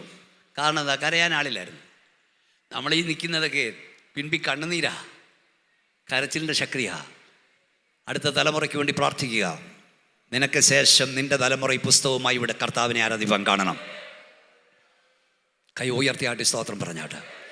ഈ കണ്ണുനീരിൻ്റെ ശക്തി വലുതാതെയോ മക്കളെ. ഒരു സംഭവം പറഞ്ഞ് ഞാൻ പ്രാർത്ഥിക്കാൻ പോവാം. നിങ്ങൾ ആക്സ് മാഗസിൻ എന്ന് പറഞ്ഞൊരു മാസികയുണ്ട്. ഇത് ചുമ്മാ ഒരു തമാശ പറയല്ല. ആക്സ് മാഗസിൻ ഒരു സംഭവം പറയാണ്. ഇംഗ്ലണ്ടിൽ ഒരപ്പനും അമ്മയ്ക്കും ഒറ്റ മോനേ ഉള്ളൂ. അവനെ കൂട്ടുകെട്ടിലൊക്കെ ആയി കളിക്കാൻ പോവും. നല്ല ആവശ്യമില്ലാത്ത കൂട്ടുകാരൊക്കെ പോയി ഒരു ദിവസം പണം വെച്ച് ചീട്ട് കളിച്ച് വിളക്ക് കെടുത്തി ഒരുതനെ കുത്തിക്കൊന്നു. എന്നിട്ട് അവൻ ഓടി വീട്ടിൽ വന്ന് പറഞ്ഞ് ഞാൻ കൊലപാതകം ചെയ്തിട്ട് വരിക, ഞാൻ രക്ഷപ്പെടണമെന്ന് പറഞ്ഞ് അവൻ അന്ന് രാത്രി ഇവിടെ നിന്ന് ഇറങ്ങിപ്പോയി. ഓടി എങ്ങനെയോ അവൻ രക്ഷപ്പെട്ടു. 18 വർഷം കഴിഞ്ഞു. ഈ മോൻ എവിടാന്ന് അപ്പനും അമ്മയ്ക്കും അറിയില്ല. ഈ അമ്മ പ്രാർത്ഥിച്ചുകൊണ്ടിരിക്കുക ഈ മോനെ രക്ഷപ്പെടുവാൻ. കർത്താവേ, ഞങ്ങൾക്ക് ഈ ഭൂമിയിൽ അവനെ കാണാൻ കഴിഞ്ഞില്ലേലും സ്വർഗത്തിൽ അവനെ കാണണം. അവൻ കൊലപാതകനായി നരകത്തിൽ പോകരുത്, നിത്യത്തിലെങ്കിലും അവനെ കാണണം. ഇവിടെ കാണണ്ടയില്ലേ. അങ്ങനെ പ്രാർത്ഥിച്ചുകൊണ്ടിരിക്കുമ്പോൾ വളരെ പ്രശസ്തനായ ഒരു പ്രസംഗികൻ, ഞാൻ പറഞ്ഞു ഇത് ഒരു കെട്ടുകഥയല്ല, ഇത് യാഥാർത്ഥ്യമാണ്, അമേരിക്കക്കാരനായ ഒരു പ്രസംഗികൻ ഇംഗ്ലണ്ടിൽ പ്രസംഗിക്കാൻ വന്നു. അദ്ദേഹം പ്രസംഗിച്ചിട്ട് അദ്ദേഹം വിശ്രമിക്കുന്ന ഹോട്ടലിലേക്ക് കാറിൽ യാത്ര ചെയ്യുകയാണ്. അങ്ങനെ കാറിൽ യാത്ര ചെയ്യുമ്പോൾ ഈ അമ്മയുടെ വീടിനരികിലൂടെയാണ് പോകുന്നത്. ഈ വീടിൻ്റെ വാതിക്കൽ വന്നപ്പോൾ ഈ കാർ ബ്രേക്ക് ഡൗൺ ആയി. ആ ഡ്രൈവർ അത്ര നോക്കിയിട്ട് കാർ സ്റ്റാർട്ടാകില്ല.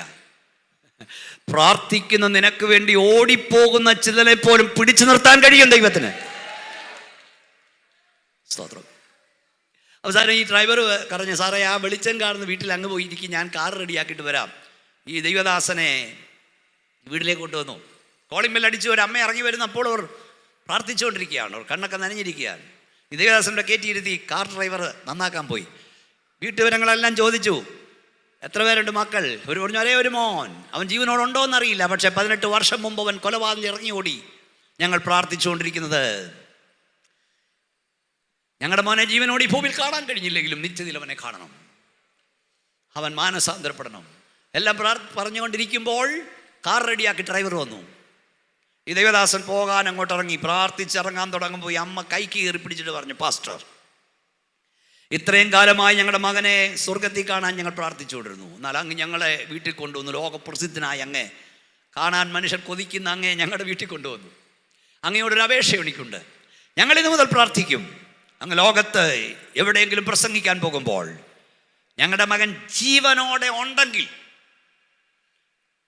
അങ്ങ് പ്രസംഗിക്കുന്ന ഓഡിയൻസിൻ്റെ ഇടയിൽ എൻ്റെ മോനെ കൊണ്ടിരുത്താൻ, അങ്ങയുടെ വചനത്താൽ അങ്ങ് പ്രസംഗിക്കുമ്പോൾ അവൻ മാനസാന്തരപ്പെടുവാൻ ഞങ്ങൾ പ്രാർത്ഥിക്കും. അങ്ങും പ്രാർത്ഥിക്കണം, മറക്കരുത്. ഇല്ല, മറക്കില്ല. അതേ ഇറങ്ങി. വീണ്ടും 8 വർഷം കൂടെ പോയി. നൈജീരിയ എന്ന സ്ഥലത്ത് വലിയൊരു ക്രൂസൈഡ് നടത്തുകയാണ് ഈ ദൈവദാസൻ. അതിന് മുമ്പ് ഒരു വലിയ സുവിശേഷ റാലിയുണ്ട്. ആ റാലി ഇങ്ങനെ പട്ടണം ചുറ്റി വരുമ്പോൾ ഒരു മധ്യവയസ്കൻ മദ്യപിച്ച് അവിടെ നിൽക്കുന്നു. അവന് തോന്നി ഇതിൽ ഒപ്പം കൂടണമെന്ന്. അവനും ഈ റാലിക്കൊപ്പം കൂടി. ആ റാലി ഒരു വലിയ ഓഡിറ്റോറിയത്തിലാണ് വന്ന് ചേർന്നത്. അവിടെ ജനം വന്ന് നിറഞ്ഞു. ഇവനും കൂട്ടത്തിൽ കയറി. പക്ഷേ നോക്കിയപ്പോൾ കസേരകൾ ഫില്ലായി. എന്നെ ആർക്കും വേണ്ട എന്ന് പറഞ്ഞവൻ തിരിഞ്ഞു നടന്നു. ദൈവത്തിന് എന്നെ വേണ്ട. നടക്കുമ്പോൾ ഒരു കരവനെ പിടിക്കുന്നതായി അവന് തോന്നി. അവനെ ആ നഖത്തേക്ക് തള്ളുന്നതായി അവന് തോന്നി. അവൻ നേരെ ഫ്രണ്ടിൽ വന്നു. അവിടെ ഇതുപോലെ ഒരു കസേര ഒഴിഞ്ഞ് കിടപ്പുണ്ട്. യൂറോപ്യൻ രാജ്യങ്ങളിൽ കർത്താവസനൊക്കെ പോകുന്ന ഇതുപോലെ നമ്മുടെ സ്റ്റേജിലില്ല കസേര. അവിടെ പ്രധാന പ്രസംഗികർക്കെല്ലാം ഫ്രണ്ടിലാണ്. അവിടെ ഒറ്റ കസേര. അതാരുടെ കസേര എന്നറിയാമോ? പ്രസംഗികൻ്റെ കസേര. പ്രസംഗിക്കാൻ എഴുന്നേറ്റു. ലോക്കൽ പാസ് തൊട്ടടുത്തിരിക്കുന്നു. ഇവൻ പോയി ആ കസേര ഇരുന്നു. ആരും എഴുന്നേപ്പിച്ചില്ല. വേറെ കസേരയില്ല. ഇരുന്നോട്ടെന്ന് വിചാരിച്ചു. ദൈവദാസൻ പ്രസംഗിച്ചു. അനേകർ മാനസാന്തരപ്പെട്ടു. കൈ ഉയർത്തി യേശുവിനായി സ്വീകരിച്ച് എഴുന്നേറ്റ് നിന്ന് ഈ ചെറുപ്പക്കാരൻ എഴുന്നേറ്റ് യേശുവിനെ സ്വീകരിച്ചു കരഞ്ഞുകൊണ്ട്. ലോക്കൽ സഭയുടെ പാസ്റ്റർ പ്രാർത്ഥിക്കാനും ആശീർവാദം പറയാനും മുമ്പോട്ട് വന്നു. ആ കസേരയിലേക്ക് പ്രസംഗം ചെന്ന് നിന്നു. തൊട്ടരികിൽ നിൽക്കുന്ന ഈ ചെറുപ്പക്കാരൻ്റെ ചെവിയിലോട് ചോദിച്ചു, സ്നേഹിത, നീ എവിടുത്തുകാരനാണ്? നിന്റെ പേരെന്താണ്? അവൻ പറഞ്ഞു, ഇന്നേക്ക് 26 വർഷം മുമ്പ് ഞാനൊരു കൊലപാതകം ചെയ്ത് ഇറങ്ങിയോടിയവനാണ്. എൻ്റെ അപ്പനും അമ്മയും ജീവിച്ചിരിപ്പുണ്ടോ എന്ന് എനിക്ക് അറിഞ്ഞുകൂടാ. ഇത്രയും പറഞ്ഞപ്പോൾ പ്രസംഗിയൻ വീണ്ടും ചാടി കയറി നിർത്താൻ പറഞ്ഞു, ആശീർവാദം പറയരുതെന്ന് പറഞ്ഞു. പിന്നെ അയാൾ പറഞ്ഞതൊക്കെ എന്നേക്കാൾ കരഞ്ഞോണ്ടാ. 8 വർഷം മുമ്പ് ഇംഗ്ലണ്ടിൽ പ്രസംഗിക്കാൻ പോയതും കാർ ബ്രേക്ക് ഡൗൺ ആയതും ഡ്രൈവർ വീട്ടിൽ കൊണ്ടിരുത്തിയതും ഇറങ്ങുമ്പോൾ അമ്മ കൈക്ക് പിടിച്ച് കരഞ്ഞുകൊണ്ട് പറഞ്ഞതും പറഞ്ഞിട്ട് പറഞ്ഞു, ഇവൻ്റെ അമ്മ പറഞ്ഞത് ഞാൻ പ്രസംഗിക്കുന്ന ഏതെങ്കിലും ഓഡിയൻസിൻ്റെ ഇടയിൽ എൻ്റെ ഈ കുഞ്ഞിനെ കൊണ്ടിരുത്താൻ പ്രാർത്ഥിക്കുമെന്നാ. പിന്നെ അയാൾ പറഞ്ഞതെല്ലാം കരഞ്ഞുകൊണ്ടാ. എൻ്റെ ഓഡിയൻസിൻ്റെ ഇടയിലല്ല, ഞാനിരുന്ന കസേരയിൽ ദൈവം അവനെ കൊണ്ടിരുത്തി. ഞാനിരുന്ന കസേരയിൽ ദൈവം അവനെ കൊണ്ടിരുത്തി. A son of many tears cannot be lost. Prayer makes impossible things to possible. വളരെ കണ്ണുനീരിൻ്റെ സന്താനങ്ങൾ നഷ്ടപ്പെടില്ല. പ്രാർത്ഥന അസാധ്യ കാര്യങ്ങളെ സാധ്യമാകും. എല്ലാ കണ്ണും അടച്ച് നിങ്ങളെക്കുറിച്ചും നിങ്ങളുടെ വീട്ടുകാരെക്കുറിച്ചും നിങ്ങളുടെ കുഞ്ഞുങ്ങളെക്കുറിച്ചും ഒന്നും എനിക്കറിഞ്ഞുകൂടാ. പക്ഷെ ആരും കാണാതെ നീ തുടയ്ക്കുന്ന കണ്ണുനീരുകൾ കാണുന്നൊരു സ്വർഗമുണ്ട്. അപ്പം കാണാതെയും അമ്മ കാണാതെയും ഭാര്യ കാണാതെയും ഭർത്താവ് കാണാതെയും മക്കൾ കാണാതെയും നീ തുടച്ച കണ്ണുനീരുകൾ നിന്റെ ടിഷ്യൂ പേപ്പറിലും കൈലേസിലും തീരില്ല.